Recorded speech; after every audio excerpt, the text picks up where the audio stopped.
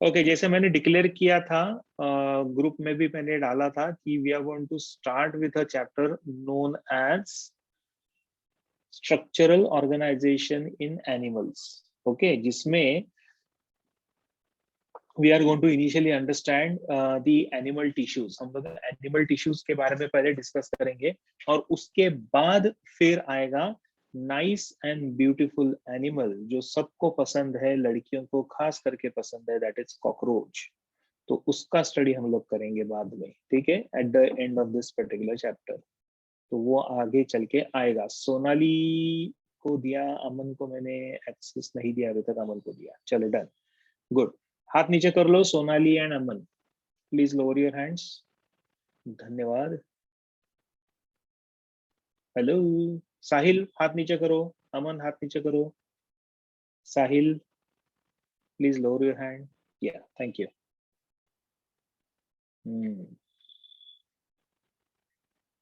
Okay, चलो sir, mike access, शुक्रिया sir. Okay, धन्यवाद, मंडळ आभारी आहे।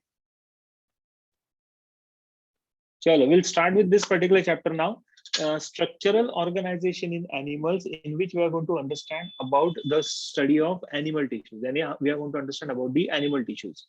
So हम लोगों ने just अभी चालू किया, आदित्य महाजन was disconnected, so Aditya Mahajan wants an access to the mic. Aditya, हाथ ऊपर करो बेटा। Yes, good. ये कौन है जिसने माइक का ऑप्शन तो पूछा है लेकिन सिर्फ स्माइली डाला हुआ है? I will not allow unless you change your name. Vaishnavi, done. Sir, yes. Sir human body में कितने सेल्स होते हैं? ह्यूमन बॉडी में there are around 400 trillion cells. बहुत बड़ा है, पढ़ते आएगा सब, टेंशन मत ले। बस अमन, इतना ही है, ज्यादा नहीं है। चलो, will start now. Okay, so we are going to talk about the animal tissues here. अच्छा, एनिमल टिश्यूज शुरू करने से पहले प्राइमरी क्वेश्चन, जो एक बेसिक क्वेश्चन आता है कि what the organs and organisms are made up of. So naturally the answer is very easy here. All the organisms are basically made up of this basic unit of life called as the cell. तो सारे organism cell से ही बनते हैं। Okay, now group of cells will come together and then they start forming a structure here. A group of cells एक structure बनता है, and the structure which is formed here is naturally called as the tissues. तो उसको हम लोग बोलते हैं tissues. Group of tissues will come together to form what? Group of tissues will come together to form the organ. Group of organs will come together to form the entire organ system, and all the organ systems will come together to form the entire organism. तो ये तो life का फंडा है, बराबर है। It starts with the cell, ends with the entire organism. So basic unit of life is the cell. Group of cells will form the tissues. Group of tissues will form the organs. Organs together will form the organ system, and organ systems together will form the entire organism. Okay, cell के बारे में तो of course हम लोगों को पढ़ना ही है, आप लोगों को भी थोड़ी बहुत आइडिया है, because you people have already studied this in 9th standard. आपके 9th स्टैंडर्ड के सिलेबस में, करिकुलम में आप लोगों ने ऑलरेडी ये एक दो बार पढ़ा हुआ है। Guys, just give me a minute, there is an important call which is coming up, I need to attend this. Okay, just give me a minute, give मी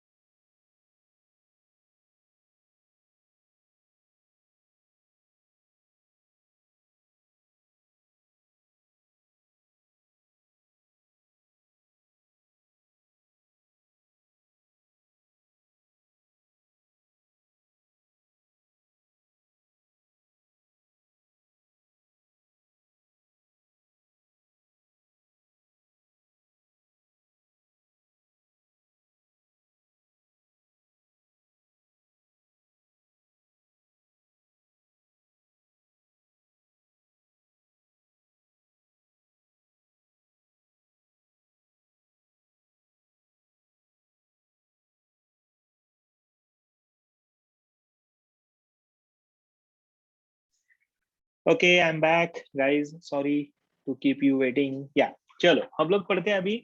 जैसे मैंने बताया कि ये सब तो हम लोग पढ़ चुके हैं, करेक्ट। ये सब तो हम लोगों को पता है। सेल के बारे में भी आप लोग कुछ ना कुछ तो डेफिनेटली पढ़े हो in your 9th standard. What is cell, why it is called as the basic unit of life, what are the different organelles which are present within the cell, what are the different types of cells, why the size and shape of the cell is different, how the functions makes the cell unique and different from each other। तो ये सब आप लोगों ने already पढ़ा हुआ है, ये साल भी हम लोग पढ़ेंगे, but not now, later on. But here in this particular chapter we are not going to discuss about the cell, but we are going to talk and discuss about the tissues। So let us understand what exactly do we mean by a tissue। Tissue का मतलब क्या आता है, वो थोड़ा सा समझ लेते हैं। Now as we all know that the basic unit of life is the cell। Now group of cells will start coming up। बहुत सारे सेल एक साथ ऐसे आना चालू हो जाएंगे, and when they come together they start forming a structure known as the tissue। अभी कौन से टाइप के सेल एक साथ आएंगे? So all those cells which are similar in their size and shape। बराबर है। So the group of cells having similarity in their size and shape। इसके लिए क्वेश्चन आया, देखो what kind of group of cells, तो कौन कौन से टाइप के ग्रुप ऑफ सेल्स यहाँ पे रहेंगे?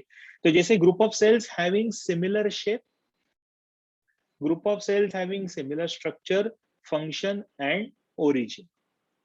ठीक है, and all these cells will come together to form a structure, and that structure is known as the tissue। Yes, Vaishnavi, you want to say something? Vaishnavi ने हाथ ऊपर किया था, इसके लिए मैंने पूछा, गलती से हो गया शायद। सर बायोलॉजी का व्हाट्सएप ग्रुप बनेगा, मैं 1-2 दिन दो अमन, मैं बना देता हूँ, ठीक है, 1-2 दिन में मैं बना दूंगा, don't worry.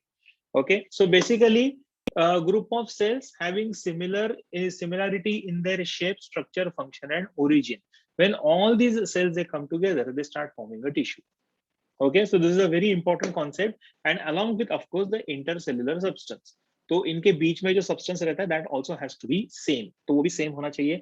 So we call this structure as the tissue। So suppose if we have to write down the definition कि टिश्यू का डेफिनेशन क्या होता है, so let us try and understand how do we write the tissue का definition। So what is a tissue?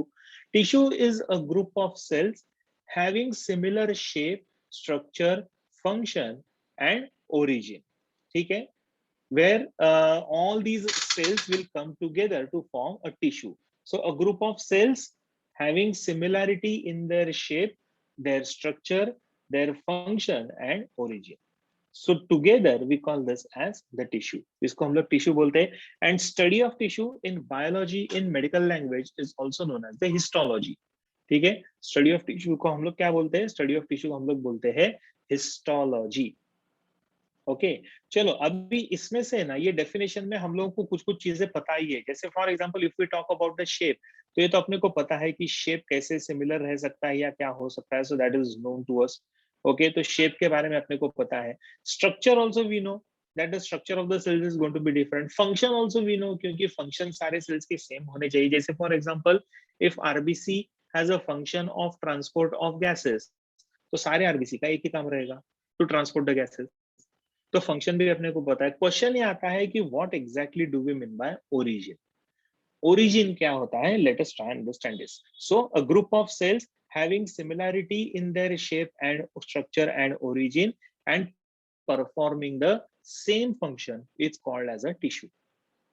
ठीक है, अब chapter का नाम लिखो स्ट्रक्चरल ऑर्गेनाइजेशन इन एनिमल्स, उसके बाद टिश्यू ऐसा हेडिंग दो and write down the definition which I am telling you। How do we write this definition? It is the group of cells having similar shape, structure, origin and performing same function।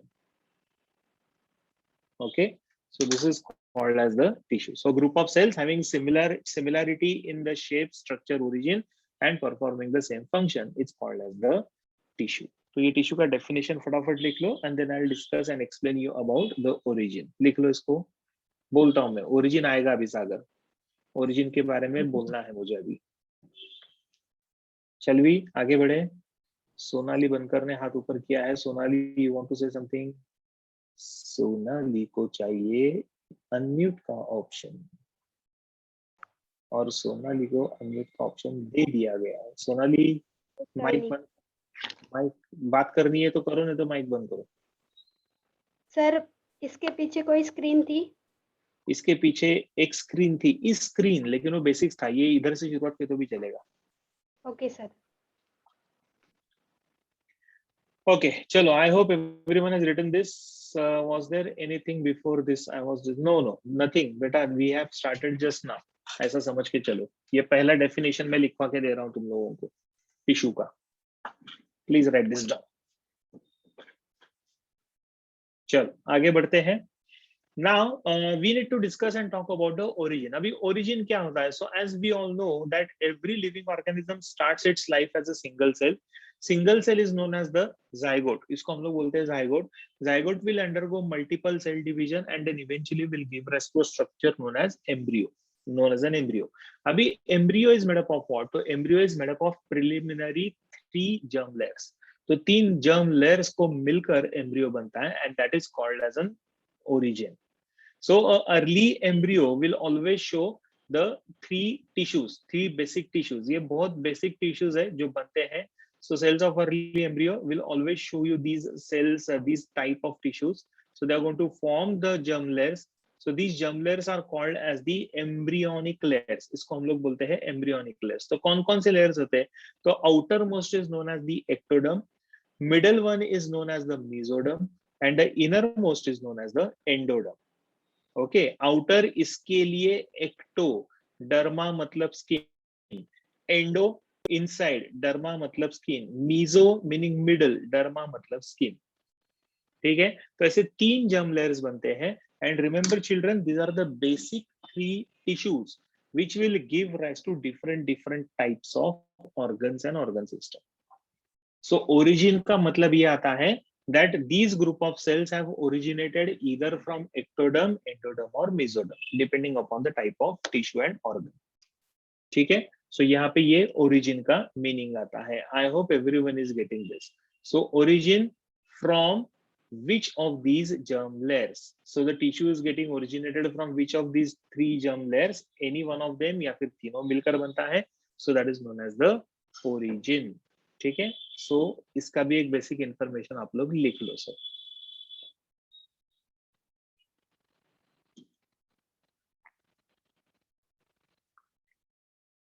होने के बाद मुझे बोल दो कि आपका हो गया है, we will move ahead. Points में लिखना पड़ेगा सागर आपको। ओरिजिन इज बेसिकली, ओरिजिन ऐसा हेडिंग दो, early embryo shows the 3 embryonic layers, or you can say cells of the early embryo cells of the early embryo forms the germ layers, that is embryonic layers, number 1, number 2 and number 3. ठीक है, ऐसा लिखना पड़ेगा। Origin का definition नहीं है specific, you need to describe what is origin. There is no definition as such for the origin. So early stages of embryo, in early stages of embryo, the group of cells start forming the germ layers, in bracket embryonic layers, called as origin. The embryonic layers are, outermost is ectoderm, middle one is mesoderm, innermost is endoderm.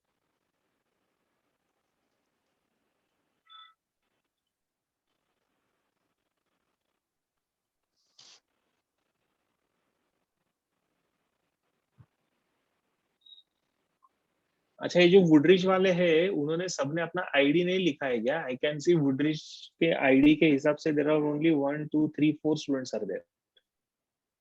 So is it that only 4 students are present in Woodridge, from Woodridge? जो लोग Woodridge से please हाथ ऊपर करो.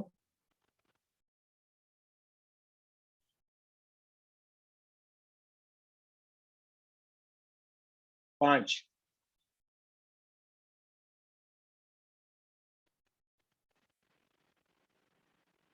ये Sanika, Utkarsha and Ishita. आपको mic का option दिया है। Those are from wood please raise your hand.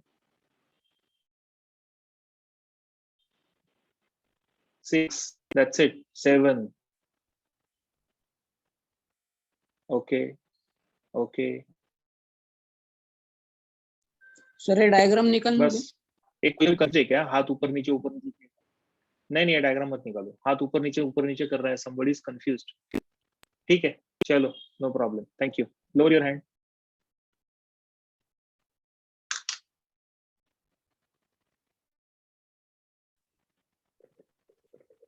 लिख के हो गया तो बोल दो मुझे।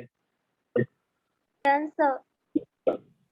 Done sir. Done sir. Okay, yes.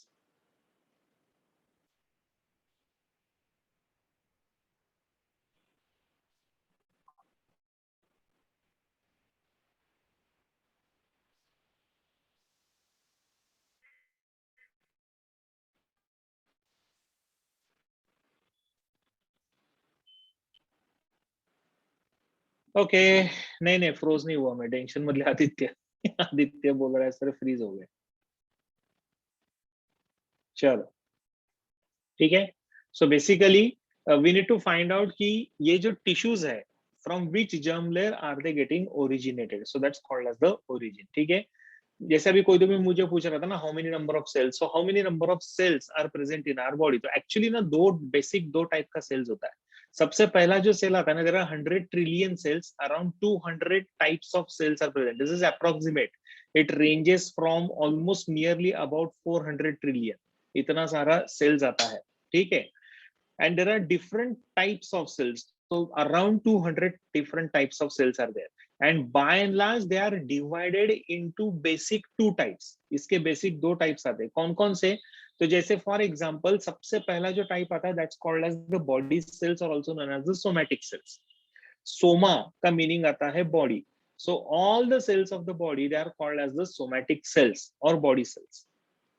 And other than the somatic cells, we are going to have one more type of a cell that is known as the germ cell, or also called as the gonads। नहीं बोलते उसको हम लोग, उसको बोलते हैं gametes or the sex cells। ठीक है, so they are called as the gametes or reproductive cells। ठीक है, which are present in the gonads or sex organs, right? So they are present in the gonads or sex organs। So germ cells और also called as the gametes और also called as the reproductive cells। तो germ cells कितने या फिर gametes कितने आते हैं? तो दो ही आते हैं। कौन कौन सा? मेल में आएगा स्पर्म, फीमेल में आएगा ovum, that's it.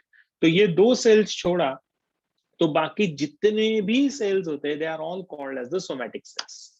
Okay, scientists have concluded that the average human body contains approximately 37.2 trillion cells। okay Minal, good, मिनल ने कुछ तो भी इंफॉर्मेशन कहीं से भी निकाला है, good, thank you Minal. Sir एक बार लास्ट स्लाइड, अमन बोल रहा है कि एक बार लास्ट स्लाइड। कुछ नहीं, नंबर दिया है अमन उधर, मिलियंस एंड ट्रिलियंस, 100 ट्रिलियन बोला है यहाँ पे हमारे रेफरेंस बुक में। So number of cells in human body are 100 trillion, उसमें से there are 200 types of cells. Okay, stem cell is also type of body cells, Neha, somatic cells ही बोलते हैं उसको। okay, and then there are two different types of cells, one is the somatic cells and the other one is the germ cell। इससे पहली वाली slide खुशी, ये वाला, this one खुशी, okay, चलो गुड, फाइन। तो दो टाइप के cells, somatic cells and germ cells. Somatic cells are also known as the body cells, germ cells are also called as the gametes और रिप्रोडक्टिव सेल्स। जैसे मैंने बताया, gametes या फिर रिप्रोडक्टिव सेल्स सिर्फ दो आते हैं। कौन कौन से? मेल में it is known as the sperms and female में it is known as the ovum और एग सेल। ठीक है, ओवम और एग सेल, दैट्स इट। बाकी सारे के सारे सेल्स कौन होते हैं? These are all called as the, ये से ये लिखना है सागर, types of cells लिखो बॉडी में। there are two types of cells, one is the somatic cell and the other one is the germ cell। Somatic cells are the body cells, इसके लिए bracket में बॉडी लिखा हुआ है. Germ cells are produced by the gonads और sex organs. Gonads का मतलब क्या आता है? The sex organ. जैसे मेल में male gonad is known as the testis, female gonad is called as the ovary. ऐसा, ठीक है. Yes, perfect Aditya. लिख लो इसको फटाफट. हो गया होगा तो बोल दो, आगे बढ़ते हैं. Done sir. चलो, now we will talk about the somatic cells, not about the germ cells, क्योंकि germ cells के लिए अलग से चैप्टर है जो हम लोग नेक्स्ट ईयर पढ़ने वाले 12th स्टैंडर्ड में. रिप्रोडक्शन इन ऑर्गेनिजम्स या फिर ह्यूमन रिप्रोडक्शन, प्लांट रिप्रोडक्शन, ये सब कुछ आएगा. ठीक है, तो वो बाद में आएगा. So that we will discuss. Right now यहाँ पे somatic cells are basically grouped into 4 different types of cells. By and large, there are 4 different types of cells which are there when it comes to the somatic cells. तो कौन कौन से 4 groups आते हैं? तो सबसे पहला जो ग्रुप आता है that's called as the epithelial tissue. तो ये एक टिश्यू आता है, type of tissue. Then second one is known as the connective tissue. ठीक है, this is another. The third one is known as the muscular tissue and the last one is known as the nervous tissue. तो ऐसे 4 अलग अलग tissues आएंगे: epithelial tissue, connective tissue, muscular tissue and nervous tissue. तो हम लोगों को ये चारों टिश्यूज पढ़ने हैं. और ये टिश्यूज कौन से हैं, कहाँ पे रहते हैं, उनके जनरल कैरेक्टरिस्टिक्स क्या है, उनके टाइप्स क्या है, वो टाइप्स के कैरेक्टरिस्टिक्स क्या है, उनका लोकेशन किधर है, everything we are going to understand in this chapter. Correct. So the 4 major types of somatic tissues: epithelial tissue, connective tissue, muscular tissue and nervous tissue. Yes, 9 CBSE में आप लोगों को था ये. इनफैक्ट सभी को था. 9th आईसीएसई में भी है ये, and I think 9th SSC के सिलेबस में भी लास्ट है. साइड दिखाओ एक बार. हाँ, ये देख लो.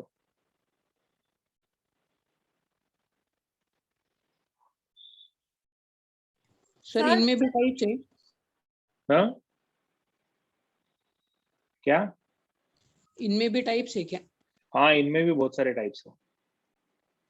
वैष्णवी, कौन सा लास्ट स्लाइड चाहिए आपको? इसके पहले वाला,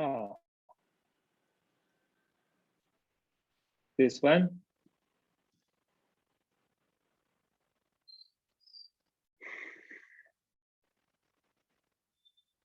ठीक है, हो गया वैष्णवी?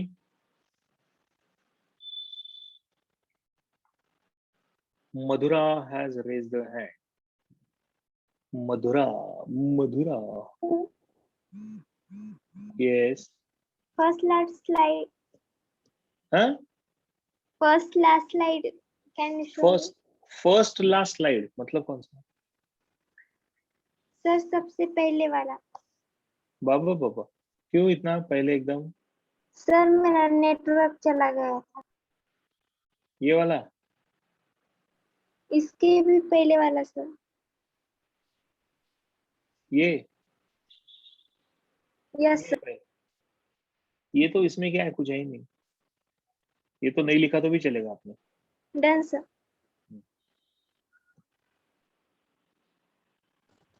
सर ये सोमैटिक सेल के टिश्यूज है क्या?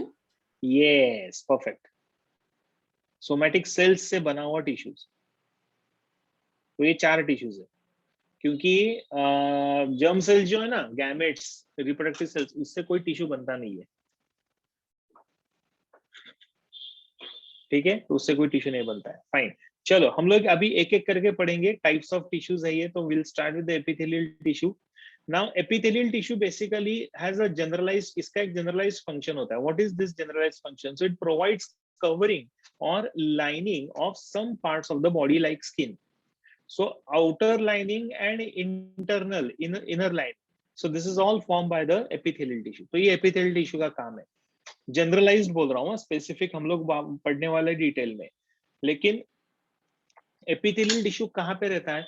तो वो बॉडी के बाहर का और अंदर का लाइनिंग फॉर्म करता है. ऐसा याद रखो, that is the primary location of the epithelial tissue. वहीं अगर आप कनेक्टिव टिश्यू की बात करते हैं, अभी नाम से ही पता चलता है, व्हेन आई से कनेक्टिव मतलब क्या? The one which connects one part of the body with another, उसको हम लोग बोलते हैं कनेक्टिव टिश्यू. तो ये कनेक्टिव टिश्यू कहाँ कहाँ पे रहेगा? So this connective tissue will basically link and support, is going to link and support the other tissues and organs, like for example blood. ठीक है, तो ये सब काम कौन कर रहा है? This is all done by the connective tissue. जैसे ब्लड है, so blood is connecting one part of the body with another. ठीक है, तो इसके लिए this blood is going to be very important. इसमें भी टिश्यू में टाइप है क्या सर? यस सानी का बहुत सारे टाइप्स है, पढ़ेंगे हम लोग सारे टाइप्स। ओके चलो, एपिथेलियल टिश्यू पहले लिख लो। जनरलाइज्ड अंडरस्टैंडिंग है ये, अभी तक हम लोगों ने शुरुआत भी नहीं की है।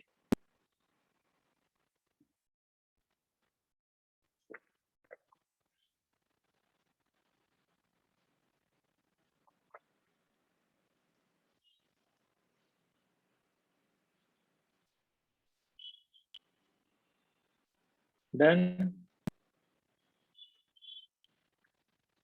नेक्स्ट कनेक्टिव टिश्यू का भी लिख के रखो। So it links and supports, sir एक it बार links दिखाओ and पहले वाला। supports other tissues and organs। ये पहले वाला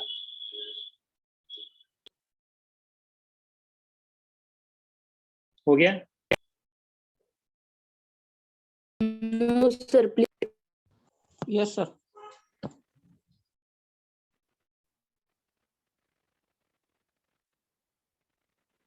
फिनिश्ड। दो आवाजें आई मुझे। चलो आगे बढ़ते हैं।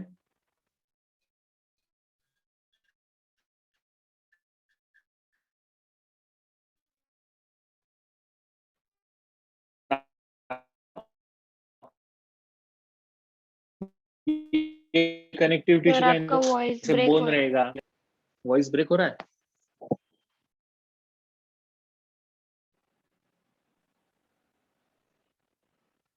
अभी सुनाई दे रहा है क्या मेरे आवाज? Yes sir. हाँ यस सर। सर। हाँ, पता नहीं कब ब्रेक हो रहा था। एनीवे आई नो, टेंशन मत लेना दिया, लेकिन इतना सा है। लेकिन ठीक है, एमबीबीएस में बहुत ज्यादा डिटेल में रहेगा। एमबीबीएस में तो सब कुछ रहता है, डिफरेंट टाइप्स ऑफ टिश्यूज, उनका ओरिजिन, उनका ब्लड सप्लाई, उनका नर्व सप्लाई, उनका फंक्शन, उनका लोकेशन, उनका पैथोलॉजी, उनका फिजियोलॉजी, उनका फिर बाद में आएगा ट्रीटमेंट। लेकिन अलग अलग टाइम पे अलग अलग पढ़ना है। चलो, we'll move ahead now। muscular tissue, next is the muscular tissue। नाम से पता चलता है, when I say muscular tissue meaning what? The one which is going to form the different types of muscles, so comprises of various different types of muscles, various muscles, so we call that as muscular tissue।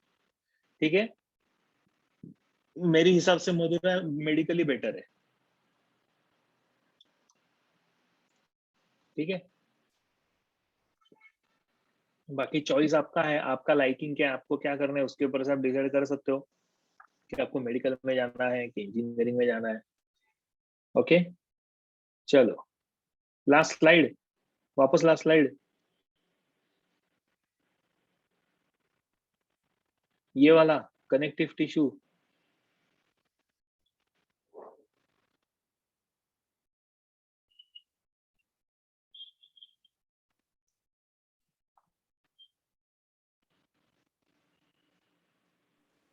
Done. Sir, secretion and absorption is done by which tissue? secretion and absorption is done by epithelial tissue। Okay. नहीं, tissue के diagrams भी नहीं आते हैं, don't worry. चलो, last tissue is the nervous tissue, which is of course also known as the neuron। neuron is basically a type of cell which is going to form this tissue। या nervous tissue बनता है from the neurons. So neural tissue इसको ऐसा हम लोग बोलते हैं। And this basically will be made up of what? It is always made up of the neurons. तो ये न्यूरॉन से बनता है, तो नर्वस टिश्यू बोलते हैं हम लोग इसको। So the tissue which is going to form the brain and spinal cord, so that is called as the nervous tissue and this will be made up of the neuron। तो ये अलग चार अलग टाइप के tissues है। सबसे पहला tissue आता है एपिथेलियल टिश्यू, फिर आता है कनेक्टिव टिश्यू, फिर आता है मस्कुलर टिश्यू, और उसके बाद आखिरी में आएगा नर्वस टिश्यू। ठीक है, तो ये चार अलग अलग टाइप के टिश्यूज है। Now we need to start understanding them one by one, एक एक करके अपने को पढ़ना है चारों टिश्यूज। लेकिन शुरू करने से पहले चारों टिश्यूज का ओरिजिन देख लेते हैं कि कौन कौन से टिश्यू कहाँ से कौन से जर्म लेयर से बनता है। जैसे फॉर एग्जांपल एपिथेलियल टिश्यू जो होता है, it is originated from all the three layers, ectoderm, mesoderm and endoderm. तीनों लेयर से एपिथेलियल टिश्यू बनता है, लेकिन connective tissue is formed only by mesoderm, so it is mesodermal in origin. Muscular tissue is formed again by mesoderm, so again it is mesodermal in origin, and nervous tissue will be ectodermal in origin, मतलब nervous tissue बनता है ectoderm से. तो epithelial tissue ये एक ऐसा tissue है which is formed by all the originated from all the three layers, that is ectoderm, mesoderm and endoderm. Whereas connective tissue will be originated from the mesoderm, muscular tissue will be originated from the mesoderm, and nervous tissue will be originated from the ectoderm. Okay, so this is the origin of all these tissues. Please write this down.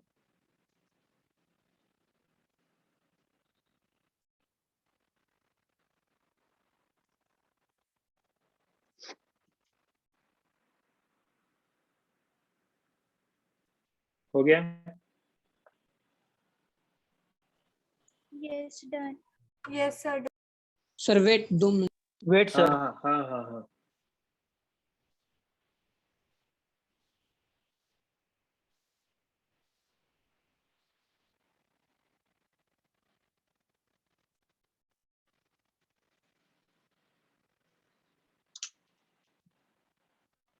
हो गया sir.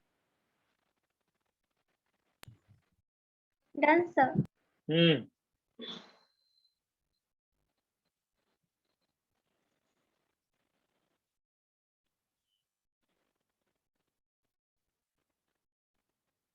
Okay, चलो, तो ये तो हो गया हमारा origin once again. बाप रे सागर, ओरिजिन मतलब जो पता है तुम लोगों को, ओरिजिन का मतलब क्या होता है ऑलरेडी मैंने एक्सप्लेन किया, मतलब कौन से जर्म लेयर से ये टिश्यूज बने हुए.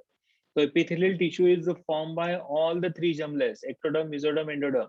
Connective tissue will be formed by mesoderm, muscular tissue will be formed by mesoderm, and nervous tissue will also be formed by the ectoderm. Okay, तो ये ओरिजिन रहेगा तीनों का. Yes Aman, you are right. ठीक है, we'll start with the epithelial tissue now. Epithelial tissue से शुरुआत करते हैं. We will try to understand the generalized characteristics of the epithelial tissue, then their types, and then explanation on the different types of epithelial tissues. So let us understand what epithelial tissue is. Position कहाँ पे मिलेगा आपको ये? तो सबसे पहला found on the inner and outer body surfaces. जैसे stomach है, तो stomach का internal lining जो रहेगा, it will be made up of epithelial tissue. ठीक है. Skin is a type of epithelial tissue, तो पूरे बाहर का लाइनिंग ये बनाएगा. डाइजेस्टिव सिस्टम का पूरा लाइनिंग, रेस्पिरेटरी सिस्टम का पूरा लाइनिंग, इंटरनल लाइनिंग की बात कर रहा हूं मैं अंदर से. So it is all form by the epithelial tissue. ठीक है, so it lines the hollow organs, the organs which are hollow from inside, so they are also lined from inside by the epithelial tissue. It lines the body cavities and it also lines the ducts. जैसे for example ये वाला एक duct निकल रहा है बाहर, बराबर है, this is bile duct, correct. तो बाइल डक्ट होता है, सलाइवरी डक्ट होता है, तो बहुत सारे ऐसे डक्ट्स है ना. सो ये डक्ट्स का जो लाइनिंग होता है, it is also made up of epithelial tissue. Plus it also forms the lining of the blood vessel. Yes, common hepatic duct, correct Aman. So it also forms the lining of it lines the blood vessels as well. तो blood vessels का जो सबसे अंदर का lining होता है, which is made up of epithelial tissue, उसको बोलते हैं एंडोथेलियम. ओके, तो ब्लड वेसल का इनर मोस्ट लाइनिंग जो रहता है, that is known as endothelium, which is a type of epithelium. Correct. So here we will find the epithelial tissue, यानी जहां हर जगह पे जहां पे एक्सटर्नल और इंटरनल लाइनिंग बनना है टिश्यूज का, सो it is form by the epithelial tissues. ठीक है, लिख लो सब लोग ये.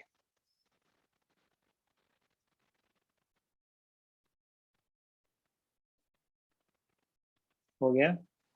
Yes. No sir. हाँ, लिखो, I am waiting. Sir, there are two types of epithelial tissue, simple and compound. So what is the difference between them? आएगा ना, अभी आगे आएगा ना बेटा. Simple is basically made up of one type of cell, compound is made up of more than one type of cell. आएगा, लेकिन वो बोलता हूं मैं आपको. फिनिश्ड? Yes sir. चलो, पूजा मैडम आ गई है लेक्चर में। पूजा मैडम को मुझे देना पड़ेगा access to panelist. Yes, Pooja ma'am को दे दिया गया है एक्सेस। Okay, good. ओके, चलो हम लोग अभी आगे बढ़ते हैं। Now we are talking here about the epithelial tissues. इसकी बात कर रहे हैं। पोजीशन हम लोगों ने देख लिया। Let us understand the structure of the epithelial tissue. कैसे होता है एपिथेलियल टिश्यू का स्ट्रक्चर। बहुत डिस्टिंक्ट कैरेक्टर्स है। अभी ये देखकर व्हाट डू यू अंडरस्टैंड। अभी अगर ये डायग्राम को मैंने देखा तो how will you describe the epithelial tissue. क्या डिस्क्राइब करोगे इसमें आप? Can anyone tell me?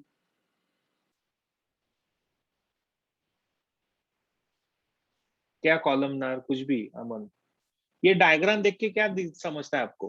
Photograph सामने है, ये देखकर क्या समझता है आपको?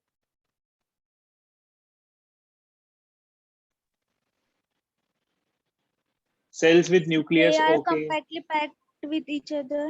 Very good. They are compactly packed with each other. Is there any space seen between the cells? No, No. sir. No. मतलब there is no space present between the cells. आप लोगों ने फ्लोरिंग देखा होगा ना, घर पे टाइल्स लगे हुए हैं, ऑफिस में टाइल्स लगे हुए रहते हैं। फ्लोरिंग देखा है आपने? जमीन के ऊपर फर्श sir. जो लगता है, तो it actually looks like that, right? Yes. हाँ, सो इसके लिए ना, और जैसे आप लोगों ने यहाँ पे भी देखा होगा, बाहर जब हम लोग रास्ते पे जाते हैं तो स्पेशली फुटपाथ पे अगर हम लोग चलते हैं तो फुटपाथ पे ना ऐसे ब्लॉक्स होते हैं। देखो, ऐसे ऐसे कुछ शेप वाले ब्लॉक्स होते हैं, लाइक दिस। ऐसे कुछ शेप के ब्लॉक्स देखे होंगे आपने, है ना? और वो सारे ब्लॉक्स एक दूसरे के साथ अटैच्ड रहते हैं, and then there is no space present between these blocks, so it appear like that. Paver block बोलते हैं उसको हम लोग। So basically it appears like a paver block. इसके लिए ये पर्टिकुलर टिश्यू को पेवमेंट मेम्ब्रेन ऐसा भी बोला गया है। तो ये ना बहुत ही अलग स्टाइल का और अलग टाइप का टिश्यू है। सो वो थोड़ा सा ना हम लोगों को समझना पड़ेगा कि एग्जैक्टली ये कैसे काम करता है। ओके, सो बेसिकली स्ट्रक्चर में अगर आप देखोगे तो सबसे पहला point, it originates from all the 3 primary germ layers. ये तो अपने को पता ही है कि तीनों के तीनों जर्म लेयर्स से ये ओरिजिनेट होता है। There are many cells in this particular tissue and very little और नो इंटरसेल्यूलर स्पेस। दो सेल्स के बीच में there is no space at all, so that all the cells are attached end to end, ekdam margin to margin, end to end, they will be attached to each other. So little or no intercellular substance or matrix or ground substance. ठीक है? तो दोनों, क्योंकि space ही नहीं है तो substance भी नहीं रहेगा। क्योंकि स्पेस रहती है तो सब्सटेंस रहेगा, फ्लूइड रहेगा, लेकिन अभी यहाँ पे स्पेस ही नहीं है तो फ्लूइड होने के चांसेस ही नहीं है। ठीक है? So there is very little और नो इंटरसेल्युलर सब्सटेंस और मैट्रिक्स और ग्राउंड सब्सटेंस, कुछ भी नहीं होता है। Correct? So this is how we understand the basics of the epithelial tissue. ठीक है? ये पहले पॉइंट्स लिख लो सब लोग। सर वो पॉइंट क्या है, लिटिल और नो इंटरसेल्युलर स्पेस? अभी ये डायग्राम अगर आप देखोगे ना तो ये डायग्राम में भी देखो ना, दो सेल्स के बीच में गैप ही नहीं है, बराबर है? Is there? No sir. हाँ, तो उसको बोलते हैं नो इंटरसेल्युलर स्पेस। इंटरसेल्युलर मतलब बिटवीन द सेल्स, यानी दो सेल्स के बीच में कोई भी गैप या फिर स्पेस नहीं है, और स्पेस नहीं है करके सब्सटेंस भी नहीं है।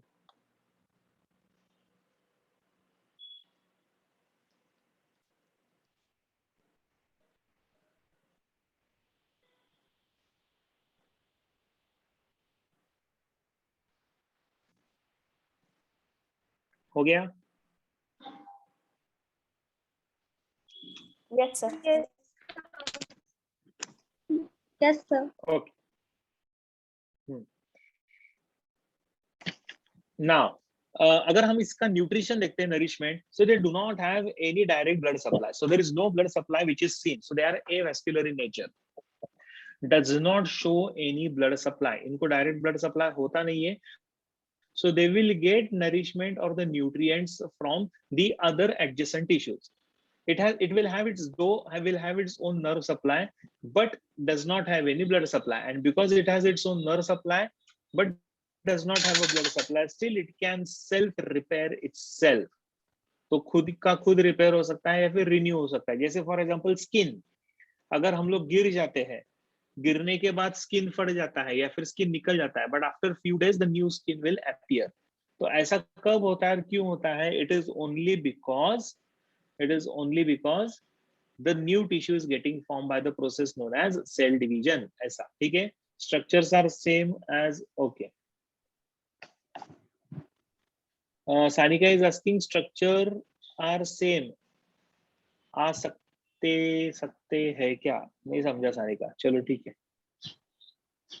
तो ये एक इंपॉर्टेंट कैरेक्टरिस्टिक है उनका, they will have their own nerve supply. ठीक है, ये पॉइंट्स लिख लो पहले.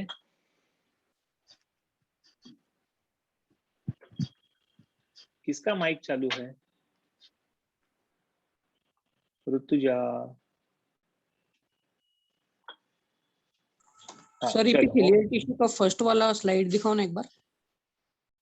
फर्स्ट वाला स्लाइड, ये वाला.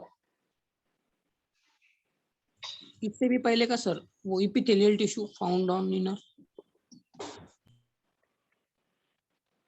This one. हाँ सर, 2 मिनट हो गया sir.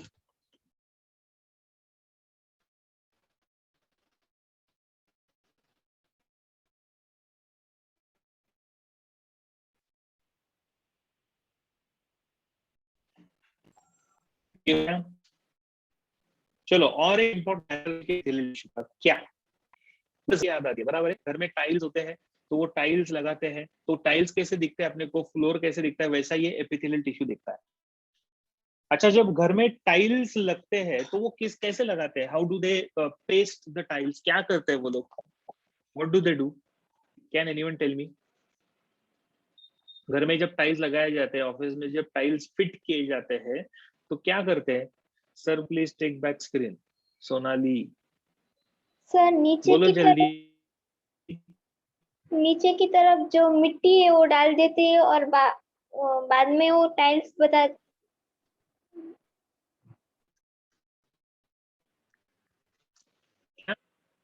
Yes, Namrata is saying कि सीमेंट से लगते हैं. क्वेश्चन मार्क नम्रता, लेकिन आंसर है कि क्वेश्चन है, तो पूछ रही है कि बोल रही है? बराबर है. तो पहले क्या करते हैं?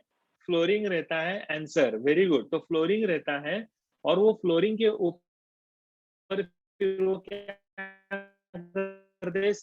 सीमेंट का लेयर डालते हैं. ओके, वैसे कौन सा?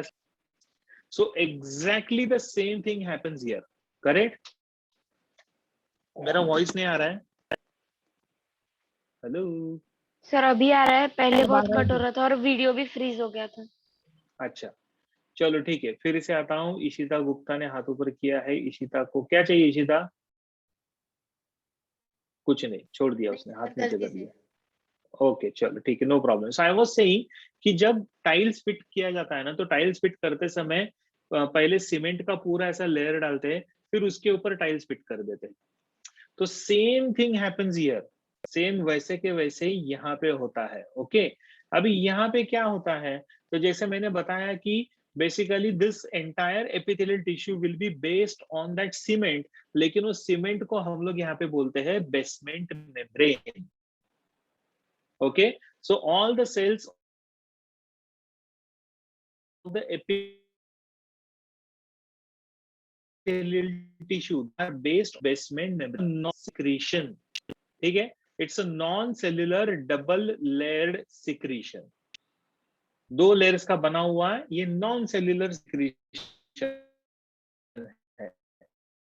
Non-cellular secretion मतलब क्या?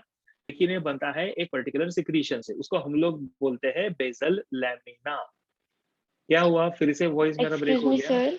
यस. सर ये स्लाइड आप एक बार वापस बताना, स्टार्टिंग में आपका वॉइस नहीं आ रहा था ठीक से. अच्छा, अभी आ रहा है क्या ठीक से? हाँ सर अभी आ रहा है. तो मैं ये बोल रहा था कि all the cells of the epithelial tissue are based on the basement membrane. Okay, They are based on the basement membrane, which is what? It's a non-cellular double-layered secretion. When I say non-cellular, मतलब ये एक type का secretion है, ठीक है, और ये 2 layers का बनता है. We call this as basal lamina. इसको हम लोग बोलते हैं basal lamina. और उसके नीचे रहेगा रेटिकुलर लैमिना. रेटिकुलर का मतलब आता है like a network, thread like network की तरह. जैसे ये रहता है ना वेब, तो वैसे ये दिखता है. So that's called as a reticular lamina and they both together will form the basement membrane. And this basement membrane is basically fibrous in origin. ये फाइबर्स का बनता है, ठीक है. सो एज आई सेड ना, it's a non cellular structure. तो ये बनता किससे? तो ये बनता है फाइबर्स से. So that's why it is fibrous in nature and fibrous in origin. So this is a very important characteristic of epithelial tissue which is not seen in any other tissue. वो आपको किसी भी tissue में नहीं मिलेगा, right? So please write down this important, very important, vital information.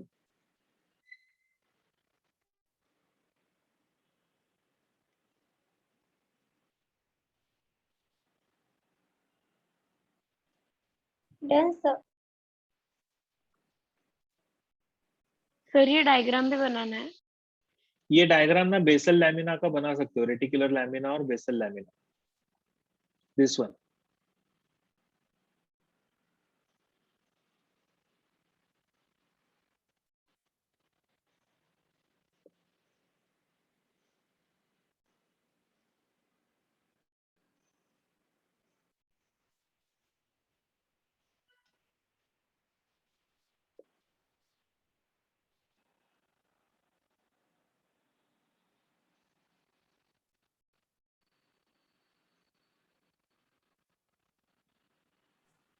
Sir neurons, जैसे neurons होते वो type of cell, but it forms nervous tissue. So epithelial tissue, connecting tissue, वैसे टिश्यू भी उसका कोई टिपिकल टाइप ऑफ सेल है क्या? कौन सा, किसका? जैसे न्यूरॉन्स ये नर्वस टिश्यू फॉर्म करते हैं, वैसे एपिथेलियल टिश्यू, कनेक्टिव टिश्यू का होता है, है सभी का टाइप होता है. एक मिनट, जरा just give me a minute. There is a small problem which has occurred. Just give me a minute. मैं बोलता हूँ आपको. Just give me a minute. Okay sir.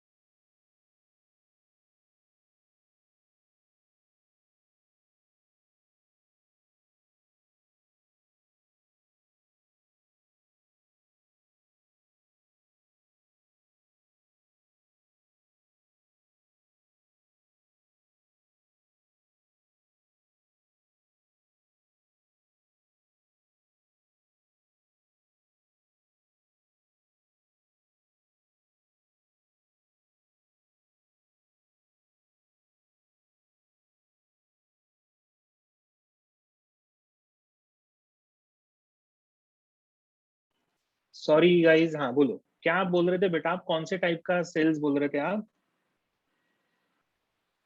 जैसे सर नर्व टिश्यू ये न्यूरॉन से फॉर्म होता है, वैसे Correct. Epithelial, connective tissue, muscular tissue, उनका भी एक टिपिकल टाइप ऑफ Yes, हर एक के अपने अपने टाइप ऑफ सेल्स होते हैं. So that we will study when we are going to understand the types of epithelial tissue. ठीक है, जैसे epithelial tissue will be form by cuboidal cells, columnar cells, इस तरीके से. ठीक है, तो वो आएगा आगे. हाँ, ओके.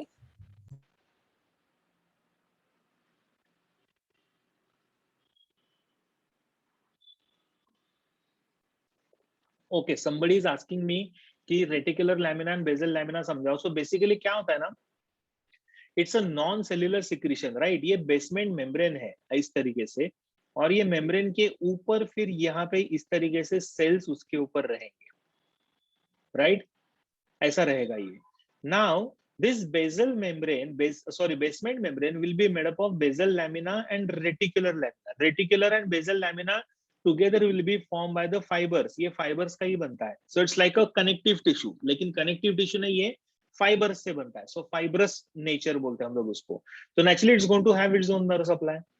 तो जो मेन नर्व सप्लाई जो होता है एपिथेलियल टिश्यू को, वो कहां से आएगा? From the basal lamina only. ठीक है, तो वहीं से उनको ये अपना खुद का नर्व सप्लाई आना चालू हो जाएगा. So I hope everyone is getting this. Sir वो फाइब्रोस मतलब? फाइबर्स होते हैं ना, fibres, thread like structures. So that's called as the fibres. Small small small thread like structure रहते हैं. अब डायग्राम में भी देखो ना कैसे थ्रेड सीक्रेट करने वाले ये सेल्स ही होते हैं जो अपने लिए खुद के लिए अपना एक बेसमेंट मेम्ब्रेन बना देते हैं. Is my voice clear? Yes, sir. Yes. चलो गुड. तो ये हो गया हमारा बेसमेंट मेम्ब्रेन का एक इंपॉर्टेंट कॉन्सेप्ट. ओके सर, वो violet cells and blue basement में है क्या? हाँ वही. ये जो दिख रहा है ना आपको पूरा, this one and this one, so this is basically the basement membrane. Okay, now what are the general functions? Epithelial tissue के general functions क्या होते हैं? We are saying general because depending upon the type of tissue फिर specific function बदलते जाएगा. What are the general functions? So सबसे पहला जो function आता है तो it helps in absorption. So its location at different areas will help in absorption. उसके बाद second most important function आता है, it helps in diffusion. Diffusion is like exchange of substances from the region of higher concentration to the region of lower concentration. तो ऐसे exchange में काम में आएगा. या फिर it is also protective in function, क्योंकि ये क्या बना रहा है? outer lining.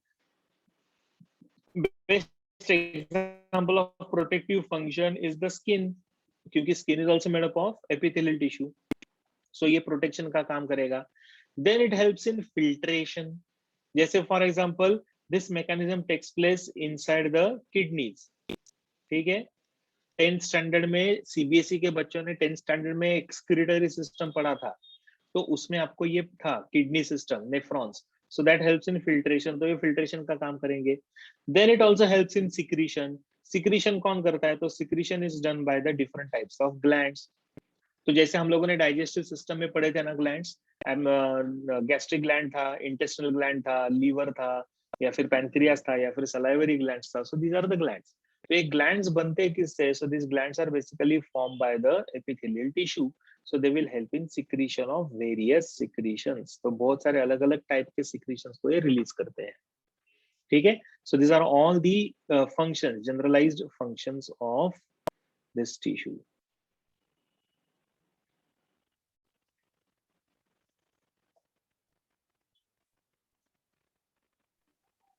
Sir, Yes. sir, the reticular lamina will have the nerve supply, right? Yes. Okay.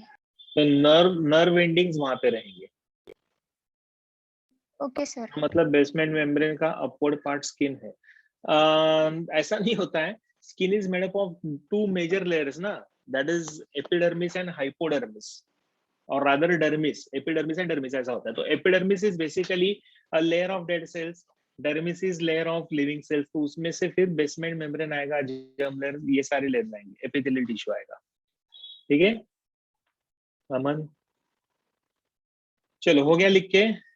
सो पहला फंक्शन आएगा एब्जॉर्प्शन, दूसरा फंक्शन आएगा डिफ्यूजन, तीसरा फंक्शन आएगा फिल्ट्रेशन, चौथा प्रोटेक्शन, पांचवा सिक्रीशन. तो ऐसे अलग अलग टाइप के फंक्शंस आते हैं एपिथेलियल टिश्यूज के. ना अभी टाइप्स देखते हैं, थोड़ा ध्यान दो इधर. अभी there are two major types of tissues. कौन कौन से? Depending upon the number of cells. तो सबसे पहला जो आता है that is known as the simple epithelium. Okay, and the second one is known as the compound epithelium. Now simple epithelium ऐसा इसको क्यों बोला गया है? because this tissue is formed by only one type of cell. So the tissue which is formed by only single layer of cells, एक ही layer से जो बनता है उसको हम लोग बोलते हैं simple epithelium. Correct? So it's called as a simple epithelial tissue, whereas compound epithelium is the one which is made up of two or more layers of cells. एक या एक से ज्यादा layers cell के होते हैं. So that is known as the compound epithelium. So दो type के epithelial tissues आएंगे. One is the simple epithelium and the other one is the compound epithelium. Simple epithelium is the only one layer of cells, more than two. जैसे यहाँ पे skin का जो outer most layer होता है, that's called as stratified squamous epithelium. Outer most layer dermis का part बनता है वो, so that's called as epidermis का पार्ट बनता है, so that's called as stratified squamous epithelium. तो वो compound type of epithelium है. ठीक है, तो अभी देखते हैं सब टाइप्स. दोनों अभी मेन टाइप्स हो गए based on the number of layers of cells. So these are the two different types which we have, simple epithelium and compound epithelium. So simple squamous epithelium अगर आप देखोगे तो जैसे epithelial tissue will be further, जैसे simple and compound आता है, तो सबसे पहला epithelial tissue में आएगा, type of simple epithelial tissue is known as the squamous epithelium. उसके बाद आएगा cuboidal epithelium, उसके बाद आएगा columnar epithelium, then comes the ciliated epithelium, then comes the glandular epithelium. ठीक है, so these are the types of simple epithelial tissues. कौन कौन सा? Squamous epithelium, cuboidal epithelium, columnar epithelium, ciliated epithelium, glandular. Squamous मतलब the size and shape is not fixed in the cells, polygonal बोलते हैं. Cuboidal में the cells are like a cube, ice cube की तरह रहता है. Columnar में cells will appear like the cell columns, ऐसे लंबे लंबे column की तरह दिखता है. Ciliated में the cells will have a cilia like structure, bristle like structures, and glandular epithelium is the one which is going to form the gland, जिससे बनता है gland which is known to secrete the secretions. Compound epithelium के जो type आते हैं उसमें आता है stratified epithelium and transitional epithelium. तो ऐसे ये दो type आते हैं of the compound epithelium. Stratified epithelium and transitional epithelium दोनों भी आपको स्किन में ही मिलेगा मेजरली. तो मैंने ऑलरेडी आपको बता दिया है कि कैसे होता है, आगे चल के और पढ़ेंगे. Just write down this table now. Very important table. Please write this down.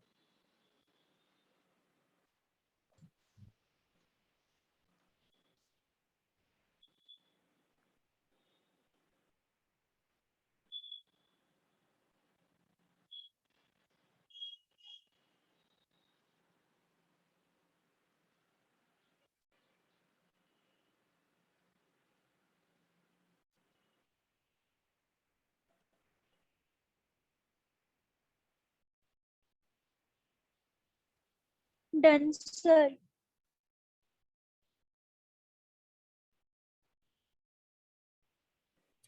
Done, sir. हो गया फिनिश, सबका हो गया लिख के? 1 minute sir.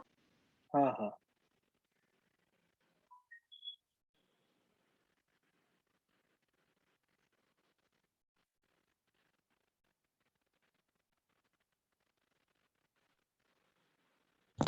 Sir Yes.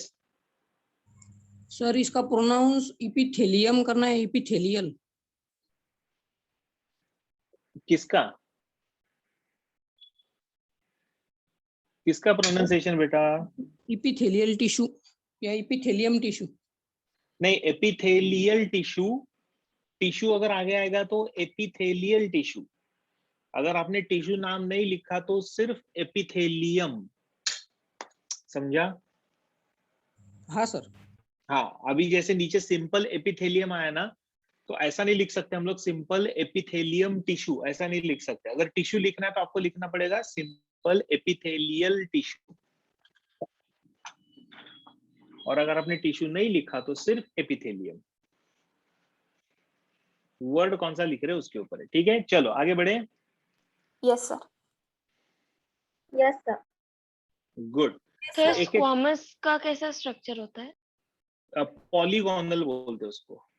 Polygonal size and shape. जैसे फॉर एग्जांपल एक सेल अगर ऐसा रहेगा तो उसी को अटैच दूसरा सेल इस तरीके से रहेगा, फिर तीसरा सेल आपको इस तरीके से आएगा, फिर चौथा cell you Okay, will sir. See like this. ऐसा यानी उसका कोई ऐसा स्पेसिफिक साइज और शेप नहीं रहता है, but they are end to end attach like this, margin to margin. है ना, पॉलीगोनल बोलते हैं उसको, मल्टीपल एंगल्स। चल आगे बढ़ते हैं, we will understand one by one, एक एक टिश्यूज पढ़ेंगे। तो सबसे पहला आता है सिंपल स्क्वैमस एपिथेलियम। देखो यहाँ पे एक डायग्रामेटिकली उन्होंने दिखाया कि कैसे रहता है squamous epithelium. Okay, so what is the structure of simple squamous epithelium? Now squamous epithelium देखोगे ना तो they are basically flattened cells, एकदम चपटे रहते हैं cells, and they are polygonal cells. ठीक है, so the cells will be placed edge to edge. All the cells are placed edge to edge in such a way that there is no intercellular space. दो cells के बीच में there is no gap. So no intercellular space and the substance being present between the cells. ठीक है? Since cells are So your voice is breaking. Your voice is breaking. एकदम चपटे है, carpet रहता है, कारपेट घर पे हम लोग कारपेट बिछाते हैं ना, तो वैसे ही आ रही है मेरी आवाज? हेलो, सर अब आ रही है। अच्छा बीच में मेरे ख्याल से कुछ तो भी हो रहा है, यस सर। पता नहीं क्या हो रहा है। एनीवे, लेकिन अब जब आई वाज टॉकिंग अबाउट कि ये कारपेट कैसे रहता है, एकदम चपटा फ्लैट जो हम लोग बिछाते हैं जमीन पे, तो वैसे ही ये दिखता है। And because the cells are flattened, therefore the nucleus is also like a disc. ठीक है, डिस्कॉइड बोलते हैं या फिर डिस्क लाइक न्यूक्लियस। तो इस तरीके से इसका न्यूक्लियस रहता है, and it is exactly in the centre, centrally placed nucleus, right? So it is placed exactly in the center. So these are the general characteristics of simple squamous epithelium. So basically this structurally the cells are the tissue is made up of flattened cells. The cells are polygonal in shape. The cells are placed edge to edge, because and therefore there is no intercellular space and substance. The nucleus is disc-like and placed in the center, centrally placed nucleus. So these are the typical characteristics of the simple squamous epithelium. Yes, like the tiles of the footpath. Correct, Sagar? Footpath के जो tiles होते हैं ना, वैसे ही दिखता है ये। Sir जब हम बोलते हैं कि आपकी आवाज नहीं आ रही है, तब ही इंटरनेट का पता चलता जाता है और फिर आवाज आने लगी है। हाँ आई नो यार, ट्रू। फिर से मेरी वॉइस लैग हो रही है, खुशी सिंह। नो सर, बीच में होती है ना सर, बीच में ही झटका आ रहा है ना, उसको पता नहीं क्या है, नेट का बहुत ज्यादा तकलीफ दे रहा है मेरी इधर। फिर भी वाईफाई है, ऐसा भी नहीं है कि मोबाइल नेट पे चल रहा है। फिनिश्ड? Yes sir. सबका हो गया होगा तो प्लीज बोल दो। Done, sir. Yes sir. हाँ लिखो लिखो अमन, जल्दी। अमन ने बहुत बड़ा नो ओ किया, अमन ने ओ।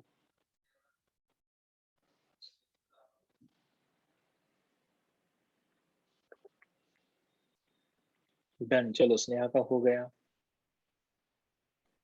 ओके, आगे बढ़ते हैं now. Few important characteristics. Now when you view these particular cells from above, the cells they appear like the flat tiles, जो अभी तक हम लोग डिस्कस करते आ रहे थे ना कि टाइल्स की तरह, फ्लोर की तरह दिखता है। And because therefore it is known as the pavement membrane. Correct? Because अगर आप ऊपर से देखते हो तो ऐसे लगता है कि कोई तो भी ऐसा जमीन है जिसके ऊपर ये टाइल्स लगे हुए, फ्लैट टाइल्स लगे हुए, right? It appears like a paver blocks. इसके लिए उसको बोला गया है pavement membrane. So it is called as the pavement membrane. So it appears something like this. So it has a mosaic appearance. Mosaic मतलब ऐसा designer appearance पूरा. So that's called as a mosaic appearance. And because it has the mosaic appearance, therefore it is also known as the tessellated epithelium. Tessellated मतलब mosaic type image. Okay, Mosaic image यानी जो diagram दिख रहा है नीचे, इस तरीके से दिखता है। ऐसा कलरफुल नहीं है, दिखाया कलरफुल है लेकिन ऐसा कलरफुल तो नहीं होता है, but appears like that. And because it has an appearance like a mosaic appearance, therefore we call that as tessellated epithelium. ऊपर से देखते हैं तो appears like a flooring, flat tiles की तरह दिखता है, इसके लिए pavement membrane. And because it has a mosaic appearance, therefore called as the tessellated epithelium. ठीक है, वेरी इंपॉर्टेंट, ये दोनों भी वर्ड्स आपके लिए इंपॉर्टेंट है from MCQ point of view. लिखो।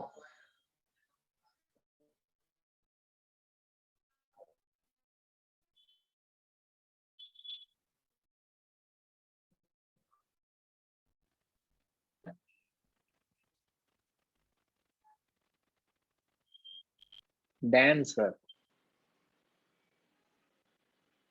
आदित्य सच में मेरे को डांस करने के लिए लगाने वाला है एक दिन।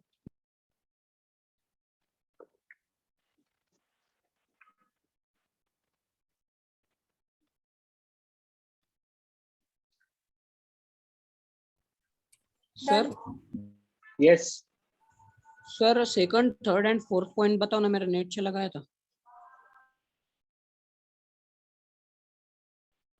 अरे एक पॉइंट से बेसिकली तो सिंपल स्क्वामस एपिथेलियम को अगर हम लोग टॉप से व्यू करते हैं तो it appears like a flat tiles, एक फ्लैट टाइल्स की तरह ये दिखता है। And because it appears like the tiles therefore called as the pavement membrane और पेवमेंट एपिथेलियम।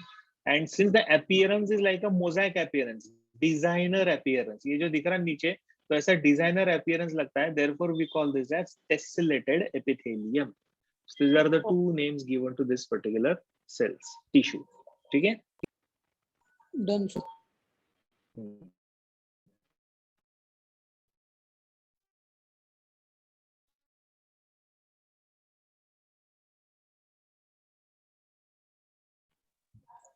चलो, सर ये it forms वाली the inner lining of the blood vessel, that is endothelium. Yes, क्या हुआ? चलो पोजीशन में सबसे पहला तो it forms the inner lining of the blood vessel, जो मैंने अभी बताया था आपको, कॉल्ड एज द एंडोथेलियम। तो यहाँ पे आपको मिलेगा। सेकंड मोस्ट इंपॉर्टेंट, ये पहले मैं बोल देता हूँ, बाद में लिखना। It also forms the walls of the alveoli. If you remember alveoli का स्ट्रक्चर, जो लोगों ने breathing and exchange of gases attend किया लेक्चर, वहां पे हम लोगों ने देखा था दैट द अल्वियोलाई का जो वॉल थिकनेस होता है it is like 0.0001 mm. So basically it is made up of simple squamous epithelium. So alveoli का lining, yes, इतना छोटा नहीं रे बाबा, 0.000 पता नहीं पॉइंट कुछ तो भी। Then it also forms the walls of the Bowman's capsule. So Bowman's capsule का ये अंदर का wall, Bowman's capsule का ये बाहर का wall, this is all formed by the simple squamous epithelium. Okay. Then it also forms the peritoneum. Now what is peritoneum? So peritoneum is basically a sac-like structure which is present in the abdominal cavity.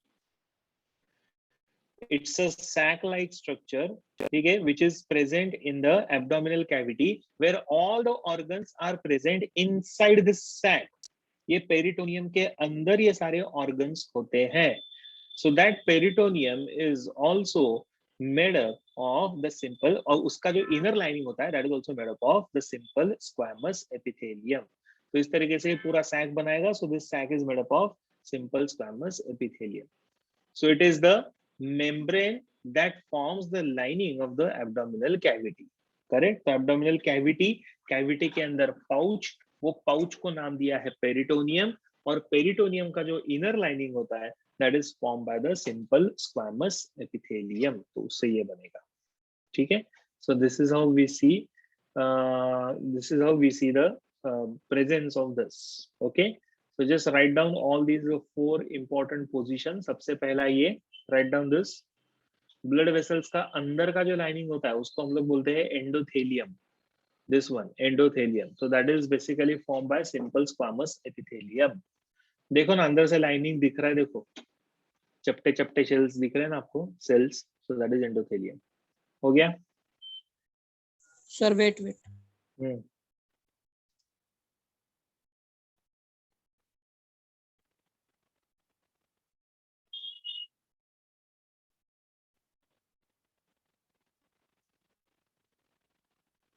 Finished? Yes. चलो next लिख लो. Lungs का lining.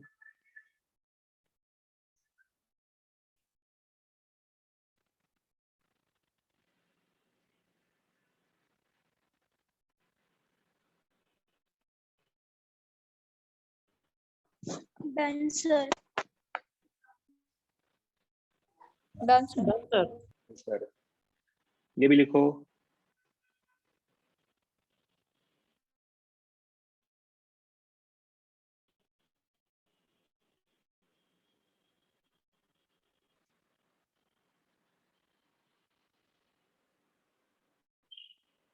Done sir. Done, sir. Sir, Bowman's capsule is in the kidney, no? Yes, Bowman's capsule is the part of the nephron of the kidneys and peritoneum. So peritoneum is basically a sac present, a sac-like structure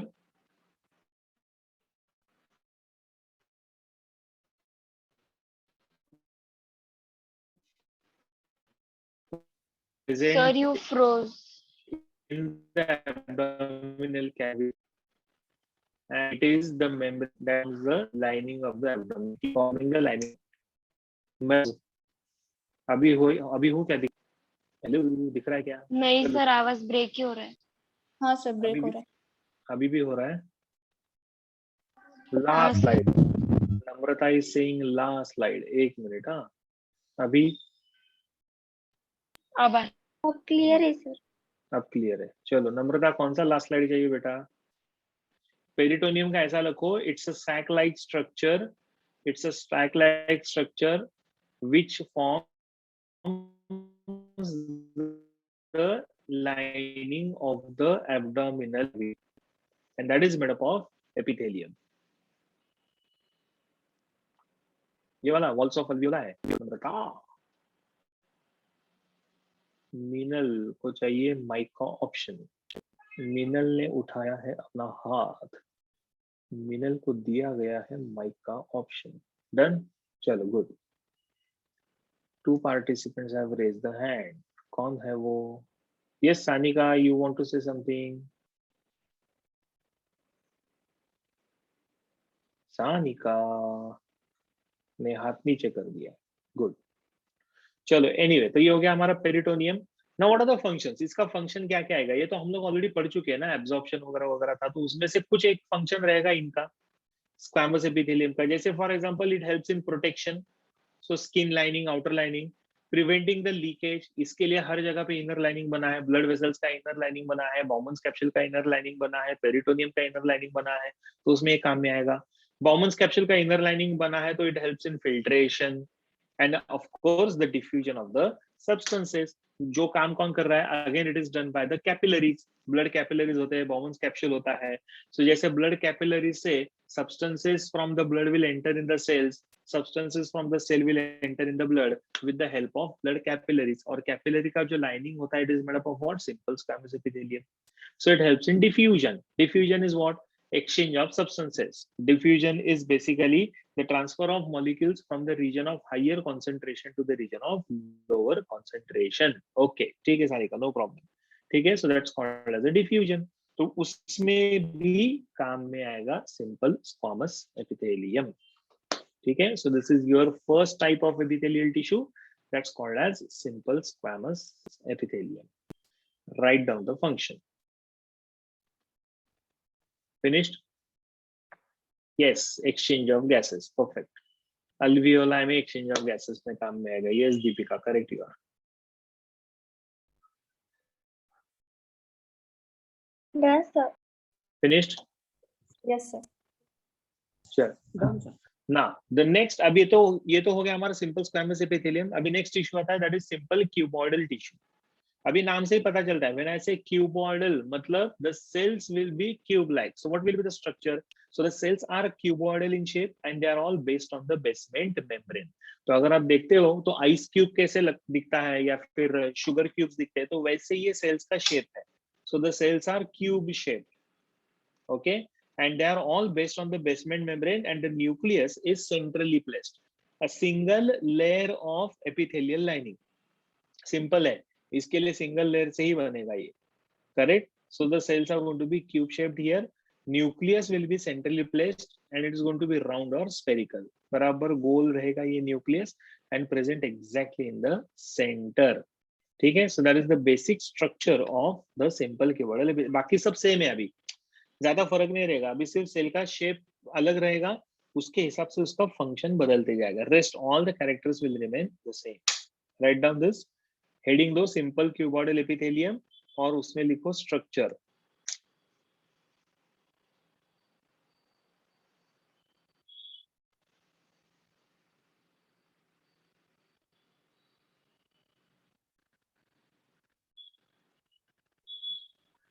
Done, sir. Okay चलो.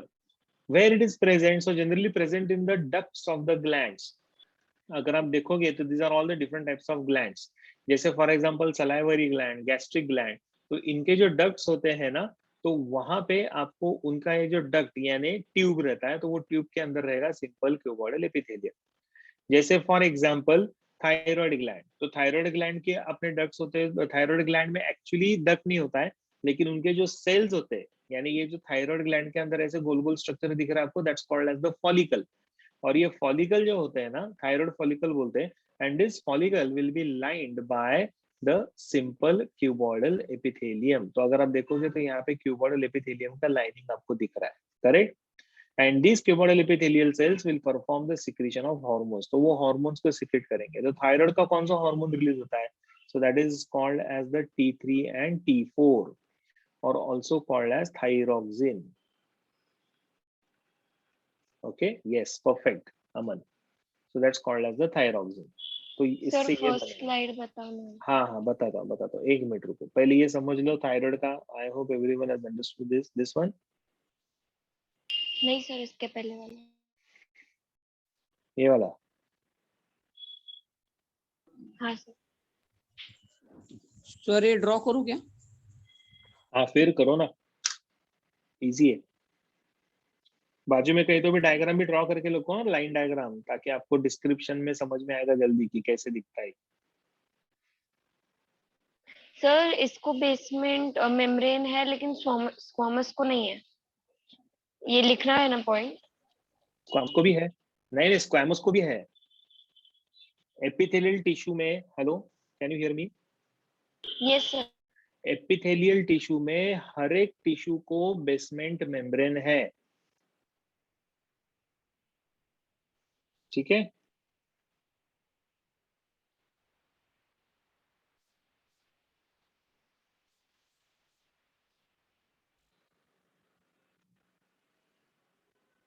Sir, next done slide. Sir. Done. चलो ये लिख लो. Generally present in the ducts, position है ये. This is the position of this cells और this tissue.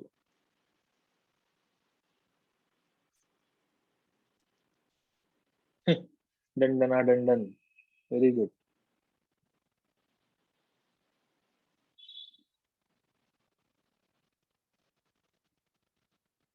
So thyroid gland है ये. तो थायराइड ग्लैंड के अंदर ऐसे छोटे छोटे स्ट्रक्चर्स होते हैं, we call that as thyroid follicle.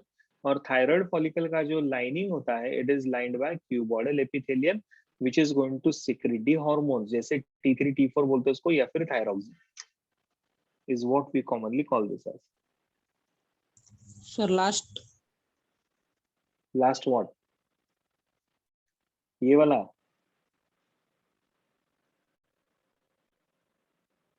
Excuse me sir. Yes. Sir वहाँ पे जो लिखा है सम स्पेसिफिक एग्जांपल्स आर, तो वो नेक्स्ट स्लाइड के लिए है या क्या क्या क्या क्या? वहाँ पे लिखा है ना सम स्पेसिफिक एग्जांपल्स आर. जैसे थायराइड ग्लैंड, आगे थायराइड हाँ ग्लैंड. Okay okay.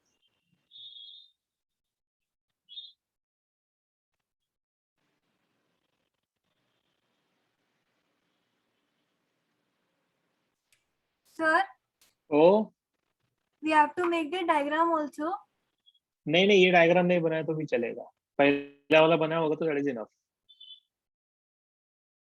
फिनिश्ड. ये एग्जांपल लिख के रखो. थायराइड ग्लैंड के अंदर होता है थायराइड फॉलिकल, और थायराइड फॉलिकल का जो लाइनिंग होता है that is of cuboidal epithelium, जो सिक्रीट करता है hormone called as T3 and T4. Yes, हर एक सागर, हर एक सेल, जहां पे सेल है वहां पे सेल का न्यूक्लियस तो आएगा ही ना बेटा, ठीक है. सिर्फ न्यूक्लियस का पोजीशन अपने को डिस्क्राइब करना है और उसका न्यूक्लियस का स्ट्रक्चर. जैसे एपिथेलियल टिश्यू में squamous epithelium it was flat like disc, यहाँ पे इट इज सेंट्रली प्लेस्ड. अलग है, ट्राई आयोडोथायरोनिन, टेट्रा आयोडोथायरोनिन, ऐसा. सर ये थायराइड वाली में वो परफॉर्म सिक्रेशन ऑफ हार्मोन्स, मतलब हार्मोन्स होते हैं ना, hormones are the chemicals which helps in growth and development. Thyroid hormone, ऐसा कभी सुना है आपने नाम? ऐसा कभी सुना है क्या थायराइड हार्मोन? नहीं सुना है। चलो, hormones are basically the chemicals which are useful for the growth and development. तो बॉडी में ऐसे बहुत सारे ग्लैंड्स है जिसमें से ये हार्मोन सिक्रेट होते हैं और ये हार्मोन्स काम करते हैं ओवरऑल ग्रोथ एंड डेवलपमेंट का। तो वैसा one of the hormone is thyroid hormone. ठीक है? नहीं, टुगेदर उनको थायरॉक्सिन बोला जाता है। T3 and T4 are not same Aditya. T3 is triiodothyronine and T4 is tetraiodothyronine. Chemical nature उनका अलग है थोड़ा। Yes Bhakti, it increases the weight. अगर हाइपोथायरॉइडिज्म रहेगा तो वेट बढ़ता है, हाइपर रहेगा तो वेट कम होता है। चलो next one. Then renal tubules, Bowman's capsule का लाइनिंग स्क्वामस एपिथेलियम का, उसके आगे जो ट्यूब आता है, यस गॉइटर होता है बराबर, उसके आगे जो ट्यूब आता है that is renal tubule. So that will have the lining of cuboidal epithelium which helps in absorption. ठीक है, जो एब्जॉर्प्शन में काम में आते हैं। So that is the work done by the lining of the tubules. Renal tubule बोलते हैं हम लोग उसको, मतलब नेफ्रॉन के जो ट्यूब्स है ना वहां पे there is a chance, yes high blood pressure भी होता है। करेक्ट भक्ति, हाइपोथायरॉइडिज्म रहेगा तो ब्लड प्रेशर रहेगा। यस, सेकंड एग्जांपल है ये। सिंपल क्यूबॉइडल एपिथेलियम किधर रहेगा? तो पहला थायराइड ग्लैंड में हमने देखा, अभी रीनल ट्यूब्यूल में भी रहेगा। Sir thyroid first example and ये सेकंड है क्या? यस।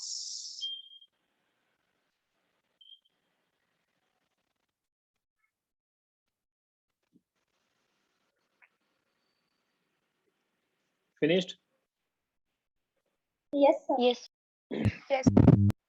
ठीक है। Then next example is germinal epithelium of testes and ovary.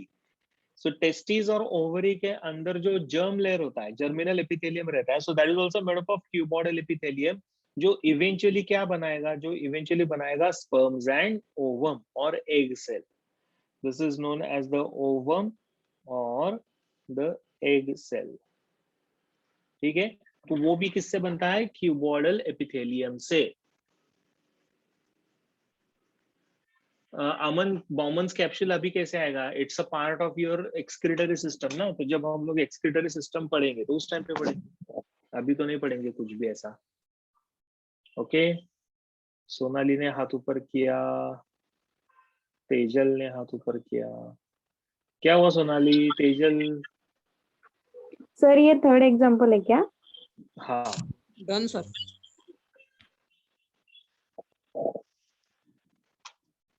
Finished? So the sperms and eggs are also called as the gametes. और दोनों का फ्यूजन होता है तो उसको बोलते हैं fertilization, and the synthesis of gametes is known as gametogenesis. Gametogenesis is synthesis of gametes. Genesis का मीनिंग आता है synthesis, production. Gamete का मीनिंग आता है reproductive cells. Yes, of course, इससे ही तो reproduction होता है, fertilization इससे ही तो होता है। Sperm will fertilize the ovum, Aditya.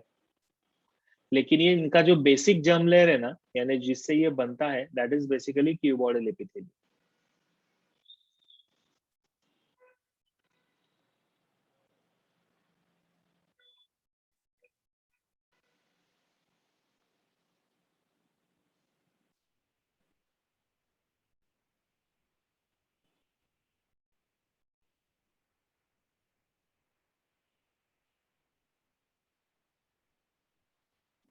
Sir oogenesis भी होता है ना? oogenesis and sperm का spermatogenesis together it is called as gametogenesis. Gamete मतलब दोनों, स्पर्म एंड एग दोनों का प्रोडक्शन होता है तो गैमेटोजेनेसिस।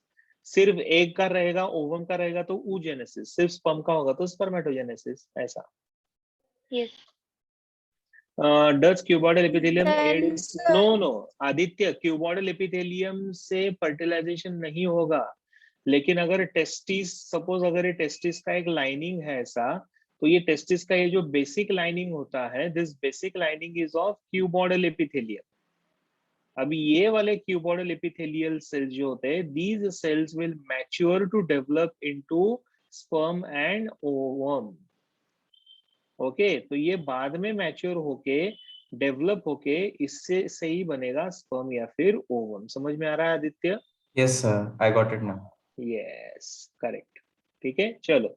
सो ये हो गया हमारा germinal epithelium of the testis and ovary, right. अच्छा, next one is now simple columnar epithelium. अभी क्यूबॉइडल एपिथेलियम खत्म, next one is the simple columnar epithelium. नाम से ही पता चलता है, when I say columnar meaning what, the cells will be tall like column, है ना, पिलर्स होते हैं ना, तो वैसे ही दिखता है। Concept will remain the same, yes, like buildings, concept will remain the same. They will be based on the basement membrane. तो पहले बेसमेंट मेम्ब्रेन आएगा, उसके ऊपर ये रेस्ट रहेगा। So they will be based on the basement membrane. So cells are placed on the basement membrane and they are elongated and cylindrical cells. ठीक है? So they are elongated and cylindrical cells and the nucleus is present towards the base. So here we are going to have anterior free end and here we are going to have posterior basal end. So posterior basal end will be resting on the basement membrane and the nucleus will be present here in the near the base. तो actually diagram ऐसा नहीं आएगा। Diagram कैसे आएगा? तो suppose अगर ये basement membrane है, तो ये बेसमेंट मेम्ब्रेन के ऊपर if I have to draw a diagram, तो वो डायग्राम कैसे दिखेगा? तो ये बेसमेंट मेम्ब्रेन के ऊपर ये सेल्स रहेंगे, so they will appear like this. तो उनका जो बेस रहता है ना, वो थोड़ा सा नैरो रहेगा, लाइक दिस। ओके, ऐसा बेस नैरो रहेगा इनका। So it appears like this. Are you getting my point? And then the nucleus will be present here, here and here at the base. टीथ ना, यहाँ पे टीथ लाइक टीथ, लेकिन दांत नहीं है, that is not the example. तो अगर आप देखोगे, हाँ, तो ये वाला जो है ना, ये स्ट्रेट निकला है, लेकिन ये स्ट्रेट नहीं रहता है, it is narrow like this. थोड़ा सा बेसमेंट की तरफ ये नैरो हो जाता है। फ्री एंड जो रहता है वो उसका ब्रॉड रहता है, बेजल एंड जो रहता है वो थोड़ा सा नैरो रहेगा। And the nucleus is present towards the base. समझ में आ रहा है सबको ये? This is how we describe the simple columnar epithelium. Okay, चलो, लाइक बकेट्स, या करेक्ट। ये लास्ट स्लाइड देखना था किसी को, तो this is the last slide. Heading दो simple columnar epithelium, write down the heading as structure and write down all this information.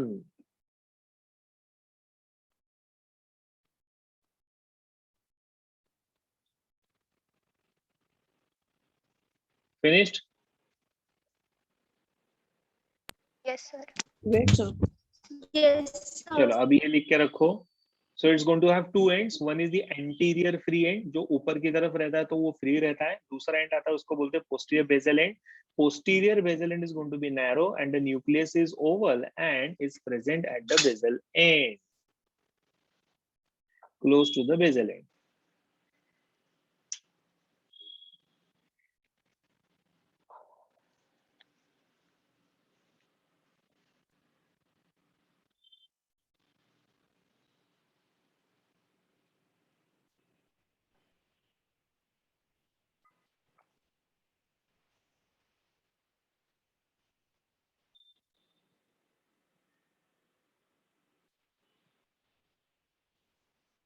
तो जैसा मैंने डायग्राम निकाला है वैसा निकाल के रखा तो भी चलेगा साइड में, क्योंकि that is how the actually the cells will look like.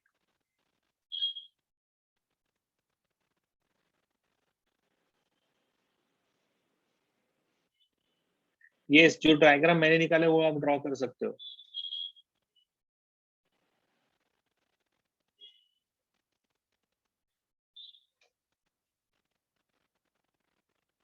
Actually वो लैंड प्लांट्स का जो आंसर है ना, उसमें थोड़ा सा कंफ्यूजन है। उसमें दो आंसर्स करेक्ट आ रहे हैं, B and C. Pteridophytes earlier were not considered as the typical land plants during 5 kingdom classification जब बनाया गया था विटेकर का। बाकी के सारे थे, ठीक है। तो उसमें स्पोरोफाइट आएगा या फिर एम्ब्रियोफाइट्स आएगा या फिर ब्रायोफाइट्स आता है, ठीक है। तो वो थोड़ा सा आंसर उसका है। यस सागर। सर एक बार लास्ट स्लाइड दिखाओ, लास्ट पॉइंट बाकी है मेरा। हाँ हाँ, ये वाला। हाँ sir.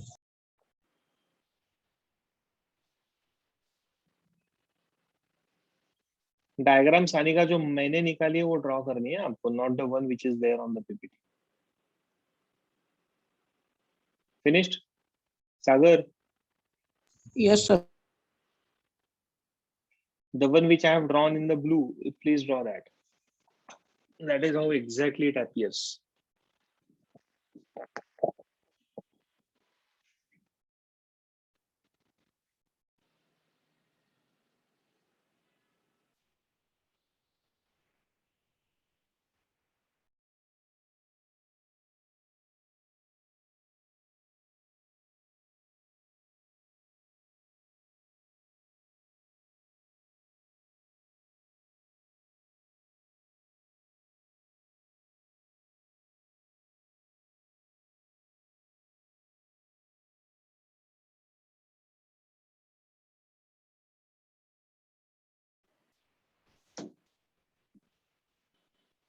Also, the answer for eukaryotic organisms, all protista, fungi, and animal eukaryotes.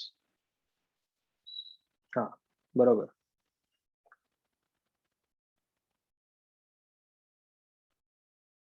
इनमें भी गैप नहीं रहेगा Sagar, there is no space present. अभी वो डायग्राम में दिखाया मैंने, लेकिन ऐसा गैप नहीं होता है, सेम रहता है, they are all closely attached to each other. Human physiology देखते हैं श्रद्धा, अभी पहले ये तो चालू रखते हैं, है ना? ह्यूमन फिजियोलॉजी करेंगे चालू हम लोग फिर से, don't worry. Shraddha is asking कि ह्यूमन फिजियोलॉजी कब चालू करोगे सर? चलो आगे बढ़ते हैं। सो ये कुछ इंपॉर्टेंट कैरेक्टरिस्टिक्स होते हैं columnar cell. See now this is the appropriate diagram. अब ये थोड़ा सा आपको बराबर दिख रहा है, ठीक है? So this is typical simple columnar cells और columnar epithelium. So it may show hair like process called as cilia at the free end. अगर आप फ्री एंड देखते हो ना, तो यहाँ पे डायग्राम में भी दिखाया गया है कि there are at the free end we have this bristle like और hair like structures called as the cilia. तो सपोज अगर सीलिया यहाँ पे रहेगा, so then we call this as ciliated columnar epithelium. Okay, तो यहाँ पे सपोज जैसे अभी मैं डायग्राम वापस निकाल रहा हूँ, just check the diagram which I am drawing right now. तो suppose we have a basement membrane here, यहाँ पे एक बेसमेंट मेम्ब्रेन है, इधर एक बेसमेंट मेम्ब्रेन है, and then if I have to draw say for example the type of cells, तो यहाँ पे ये free and is little bit broader, base is narrow, same यहाँ पे इस तरीके से आएगा लाइक दिस, फिर से इधर आएगा लाइक दिस, ओके। और यहाँ पे मैं और एक सेल निकालता हूँ, वैसे ही इधर भी रहेगा। Suppose this is also type of columnar cell like this, this is also a type of columnar cell like this, this is also a type of columnar cell like this, they are all based on the basement membrane. We have one more columnar cell like this, and we have one more columnar cell like this. Okay, they will have the nucleus here, correct? तो पहला वाला जो diagram है, this one is the simple columnar epithelium। लेकिन जैसे मैंने बताया कि अगर यहाँ पे suppose the free and, okay, इसका जो फ्री एंड है इधर ऐसे अगर ब्रिसल जैसे स्ट्रक्चर्स आने लगे और हेयर लाइक स्ट्रक्चर्स अगर आपको दिखते हैं, तो नेचुरली लोकेशन बदल जाएगा, अलग जगह पे रहेगा। So we call this as cilia. So the cell will be known as ciliated columnar epithelium. Yes, ये भी ड्रॉ करो, ओके। तो एक कॉलमनार एपिथेलियम में फिर दो टाइप आएंगे, कौन कौन सा? पहला आएगा सिंपल कॉलमनार एपिथेलियम, दूसरा आएगा सीलिएटेड कॉलमनार एपिथेलियम। तो सीलिया का फंक्शन क्या होता है वो हम लोग थोड़ी देर बाद देखेंगे, ओके। लेकिन सीलिएटेड कॉलमनार एपिथेलियम इस तरीके से बनेगा। तो आप सिंपल लैंग्वेज में कॉलमनार एपिथेलियम टकला रहता है और सीलिएटेड कॉलमनार एपिथेलियम को बाल रहते हैं, ऐसा याद रखो, ठीक है? So this is how you can remember, ठीक है? सो the one which is Aman, the one which is the cilia, ciliated columnar epithelium, so that is present in the trachea. Actually columnar नहीं होता है, trachea में cuboidal होता है, ciliated cuboidal epithelium, okay, so that is present in the trachea, right. तो ऐसा ये रहेगा आपका सीलिएटेड कॉलमनार एपिथेलियम। सो कभी कभी कॉलमनार एपिथेलियम को सीलिया भी दिखाई देते हैं, right. So this may show the microvilli, इसको माइक्रोविलाई भी दिखेंगे। सो अगर माइक्रोविलाई दिखता है तो we call that as brush border epithelium, okay. So we call that as brush border epithelium. Microvilli क्या होते हैं, जैसे फॉर एग्जांपल ये सेल है, इसका ये बेसल लेयर है, और ये जो फ्री एंड है ना, this free and cytoplasm has undergone infolding like this, correct. और यहाँ पे बेस पे न्यूक्लियस है, तो यहाँ पे देखो आप कैसे इनफोल्डिंग है। What will be the purpose of this infolding? What will be the purpose of this infolding? Suppose अगर ये सेल ऐसा रहेगा और इसी सेल को अगर इनफोल्डिंग आते हैं तो yes, so it will increase the surface area, correct Shraddha. So it will increase the surface area for the absorption purpose. लेकिन यहाँ पे इसको हम लोग सीलिया नहीं बोलेंगे, we call this as brush border epithelium. तो ऐसे एपिथेलियम को हम लोग बोलेंगे brush border, ठीक है, brush border epithelium. Okay, so that is the name given to this epithelium.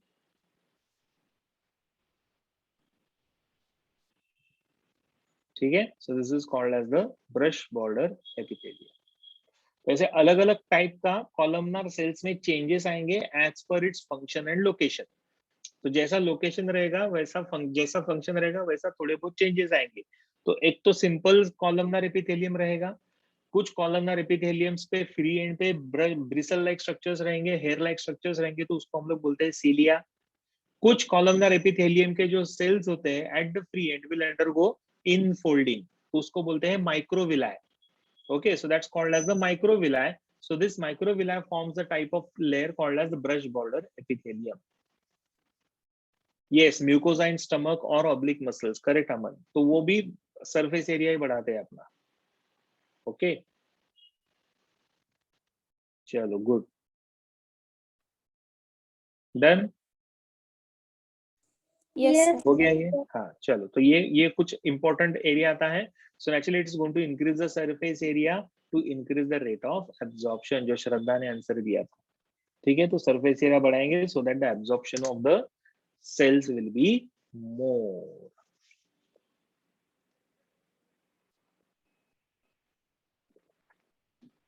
चलो sir, please will you explain what?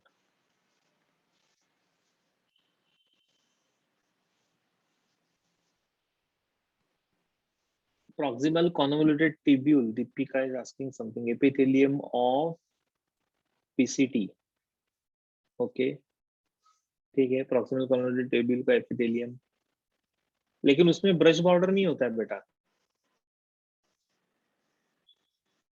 क्यों? एपिथेलियम में ना, वहां पे sorry columnar epithelium. Last slide,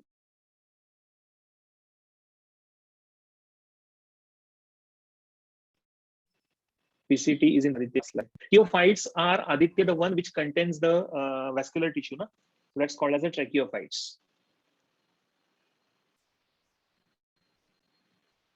ठीक है, जैसे एम्ब्रियोफाइट्स। अभी एम्ब्रियोफाइट्स का मतलब क्या आता है? The one which contains the flower, the fruits, the seed etcetera, ऐसा। सो उसको बोलते हैं। Okay, sir. 10 लास्ट किसको चाहिए था? हाँ, ये टाइप ऑफ कॉलमनार सेल्स नहीं बोल सकते, this is how the modification will be same in the columnar cells, okay. So कहाँ पे मिलेगा आपको ये? तो ये सबसे पहले तो मिलता है स्टमक का लाइनिंग, तो गैस्ट्रिक ग्लैंड बनाएगा, तो गैस्ट्रिक ग्लैंड बनाने में काम में आता है ये। Then villi of the small intestine, so it is also made up of columnar epithelium. Then these are the major areas where we will find that a columnar epithelium is present. Plus columnar epithelial cells से glands भी बनते हैं, अलग अलग type के glands बनते हैं, unicellular and multicellular। तो mucus lining, mucous membrane का जो lining होता है, that is also made up of columnar epithelium. But these are the major locations where columnar epithelium will be present, right? So the stomach में कहाँ रहेगा? The one which is going to form the gastric gland, stomach में ये gastric gland बनाता है, mucosa. Yes mucosa, correct. So mucosa will be made up of columnar epithelium. Then चलो वही अगर हम लोग ciliated epithelium की बात करते, थोड़ा सा आइडिया मैंने आप लोगों को दिया था. The free end of the cells, cuboidal cells or columnar cells, will show these bristle-like structures called as the cilia. Sir ये So what are cilia? हाँ? सिंपल इपिथेलियम का टाइप है फोर्थ वाला. हाँ ये फोर्थ टाइप है. Yes ये fourth type है ciliated का, ciliated epithelium. ठीक है. So what are cilia? Cilia are basically tiny hair-like vibratile protoplasmic structure. When I say protoplasmic structure, मतलब they are present on the free end, but they will be continuation of the cytoplasm. यानी cells का ही extension है ये, अलग से नहीं बनेगा, cell extension से ही ये बनता है. ठीक है. तो if you see here, अगर आप ये डायग्राम में देखते हो तो cilia will always arise from the basal body, right? तो सपोज अगर ये सेल है, इस तरीके से मैं ड्रॉ कर रहा हूँ ये सेल को, यहाँ पे बेसमेंट मेम्ब्रेन है, इधर न्यूक्लियस है. So somewhere here it's going to have the basal bodies like this. ठीक है, ऐसे बेसल बॉडीज रहेंगे. And then what happens, you know, this structure will start, cytoplasmic extensions will appear like this. Okay, like this. तो ये cytoplasmic extensions आपको इस तरीके से दिखेंगे. And it appears as if it is developing from the basal bodies. तो ये basal bodies से ऐसे thread-like structures बनना चालू हो जाएंगे. लेकिन ये है क्या? These are all the cytoplasmic extensions. तो ये पूरे cytoplasmic extensions है. और ये जो बेसल बॉडी है उसमें से ये माइक्रोट्यूब्यूल्स अराइज होते हैं. करेक्ट. सो इससे ये बेसल बॉडी से माइक्रोट्यूब्यूल्स अराइज होंगे and then it's going to form the cilia. And microtubule will provide that movement. तो सिलिया का जो यूनिडायरेक्शनल मूवमेंट आता है, it is all because of that. तो सपोज अगर मुझे यहाँ पे माइक्रोट्यूब्यूल भी अगर निकालना है, एक मिनट. हाँ, so if I change the color here and if I make it black, तो यहाँ पे रहेगा ऐसा एक microfilament like this, microtubule rather. इधर एक ऐसा बीच में माइक्रोट्यूब्यूल रहेगा, यहाँ से भी एक ऐसा माइक्रोट्यूब्यूल आएगा, फिर इधर से भी एक ऐसा माइक्रोट्यूब्यूल आएगा, फिर यहाँ पे भी एक माइक्रोट्यूब्यूल रहेगा, फिर इधर भी एक रहेगा, लाइक दिस. ठीक है. So that is how we see the microtubules appearing, arising from the basal body. So cytoplasmic extension मतलब cytoplasm की ही, ये cytoplasm ही ऐसे आगे आगे आगे आगे जाएगा और वो स्ट्रक्चर बनाना चालू करेगा. तो आप देखो ना, यहाँ पे दिख रहा है ना आपको, ये वाले डायग्राम में भी दिख रहा है, देखो cytoplasm है ना. ठीक है. क्या हुआ Deepika? Sir, last slide please. हाँ, ये वाला. Yes sir. लिखो.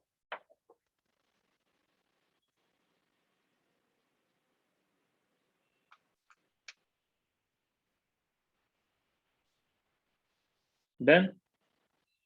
Yes sir. This is done. ये कॉन्सेप्ट समझ में आया बेसल ग्रैन्यूल्स का. ठीक है, बेसल बॉडी और बेसल ग्रैन्यूल्स, तो वहां से ये सिलिया अराइज होते हैं और वो बनते किससे? By the microtubules and extension of the cytoplasm. तो उससे ही ये पूरा सिलिया बनना चालू हो जाएगा. So cilia may be present on columnar और basal bodies. बेसल बॉडी का फंक्शन आता है टू प्रोड्यूस द माइक्रोट्यूब्यूल. ये देखो यहाँ पे लिखा हुआ है ना. And this microtubule then forms the part of the cilia. क्योंकि cilia move होने वाले हैं ना, तो move होने के लिए microtubules are helpful. ठीक है, clear? Okay. Good. चलो, अभी cilia can be present on either columnar cells or cuboidal cells depending upon the type. ठीक है. So either it will, if it is present on the columnar, then we call that as columnar ciliated columnar epithelium. Cuboidal पे रहेगा तो ciliated cuboidal epithelium. And cilia are present on the free end, at the free or apical end. कोई भी हो, columnar cells हो या फिर आपका cuboidal cells हो, वो free end पे ही आपको cilia मिलेंगे. And these cilia are known to move in one direction. So move the secretions or substances around. Unidirectional movement दिखाता है. जैसे फॉर एग्जांपल यहाँ पे फैलोपियन ट्यूब है, ठीक है, फैलोपियन ट्यूब और ओविडक्ट। तो ओविडक्ट के अंदर भी रहता है cilia, and the cilia are constantly beating in the direction of the uterus. ऐसे यूटेरस के डायरेक्शन में बीट होते रहते हैं, so that they will push the zygote into the uterine cavity. तो यूटेराइन कैविटी में जाइगोट को पुश करेंगे, ठीक है। So this is the movement of the ovum because of the सीलिया। या फिर ciliated epithelium is also seen in the trachea and bronchi। तो ये आपको ट्रेकिया और ब्रोंकाई में भी मिलेगा, and here it will help in removal of the mucus. तो ये म्यूकस को रिमूव करने में काम में आता है। तो it is constantly beating in the upper direction like this, पूरा ऐसे ऊपर ऊपर ऊपर रहेगा, and it starts moving the mucus outside, so that you know the bronchi and trachea should not be filled with the mucus. Sir amphoteric mechanical wave मतलब cilia का movement है क्या सर? पता नहीं, एम्फीटेरिक मैकेनिकल वेव क्या होता है, पहले वो एक्सप्लेन करो मुझे। कुछ तो भी ये फिजिक्स डाल रहा है अमन बीच में ही। सर हाँ, लास्ट वाला दिखाओ एक बार। कौन सा? ये वाला ना, this one? Yes sir wait.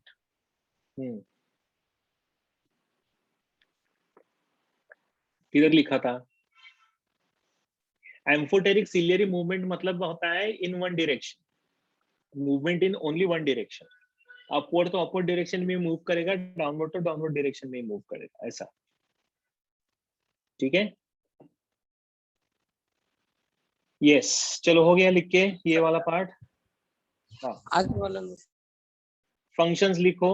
ये वाला फंक्शन है पहला, move the, this is the function, move the secretions or substances around. For example, fallopian tube or oviduct helps in movement of the ovum. Movement of the ovum towards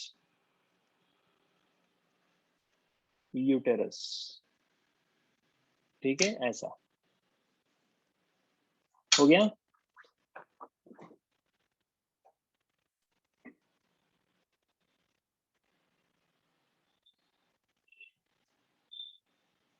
Finished? 1 minute, sir.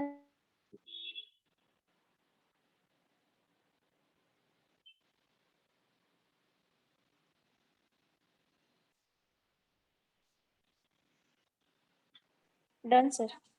Okay. Done, sir.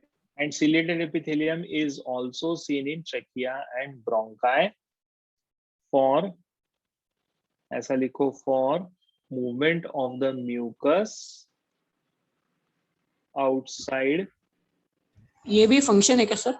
Yes, respiratory tract, ठीक है, ताकि mucus पूरा बाहर आना चाहिए। ये समन, सुबह से अभी तक मैं ऑफिस में ही हूँ, any problem? Aman is asking कि सर आप सुबह से अभी तक ऑफिस में ही है क्या? तो yes, I my in office. Finished? Yes, sir. Sir वो क्या है आउटसाइड रेस्पिरेटरी? हाँ, आउटसाइड रेस्पिरेटरी ट्रैक्ट।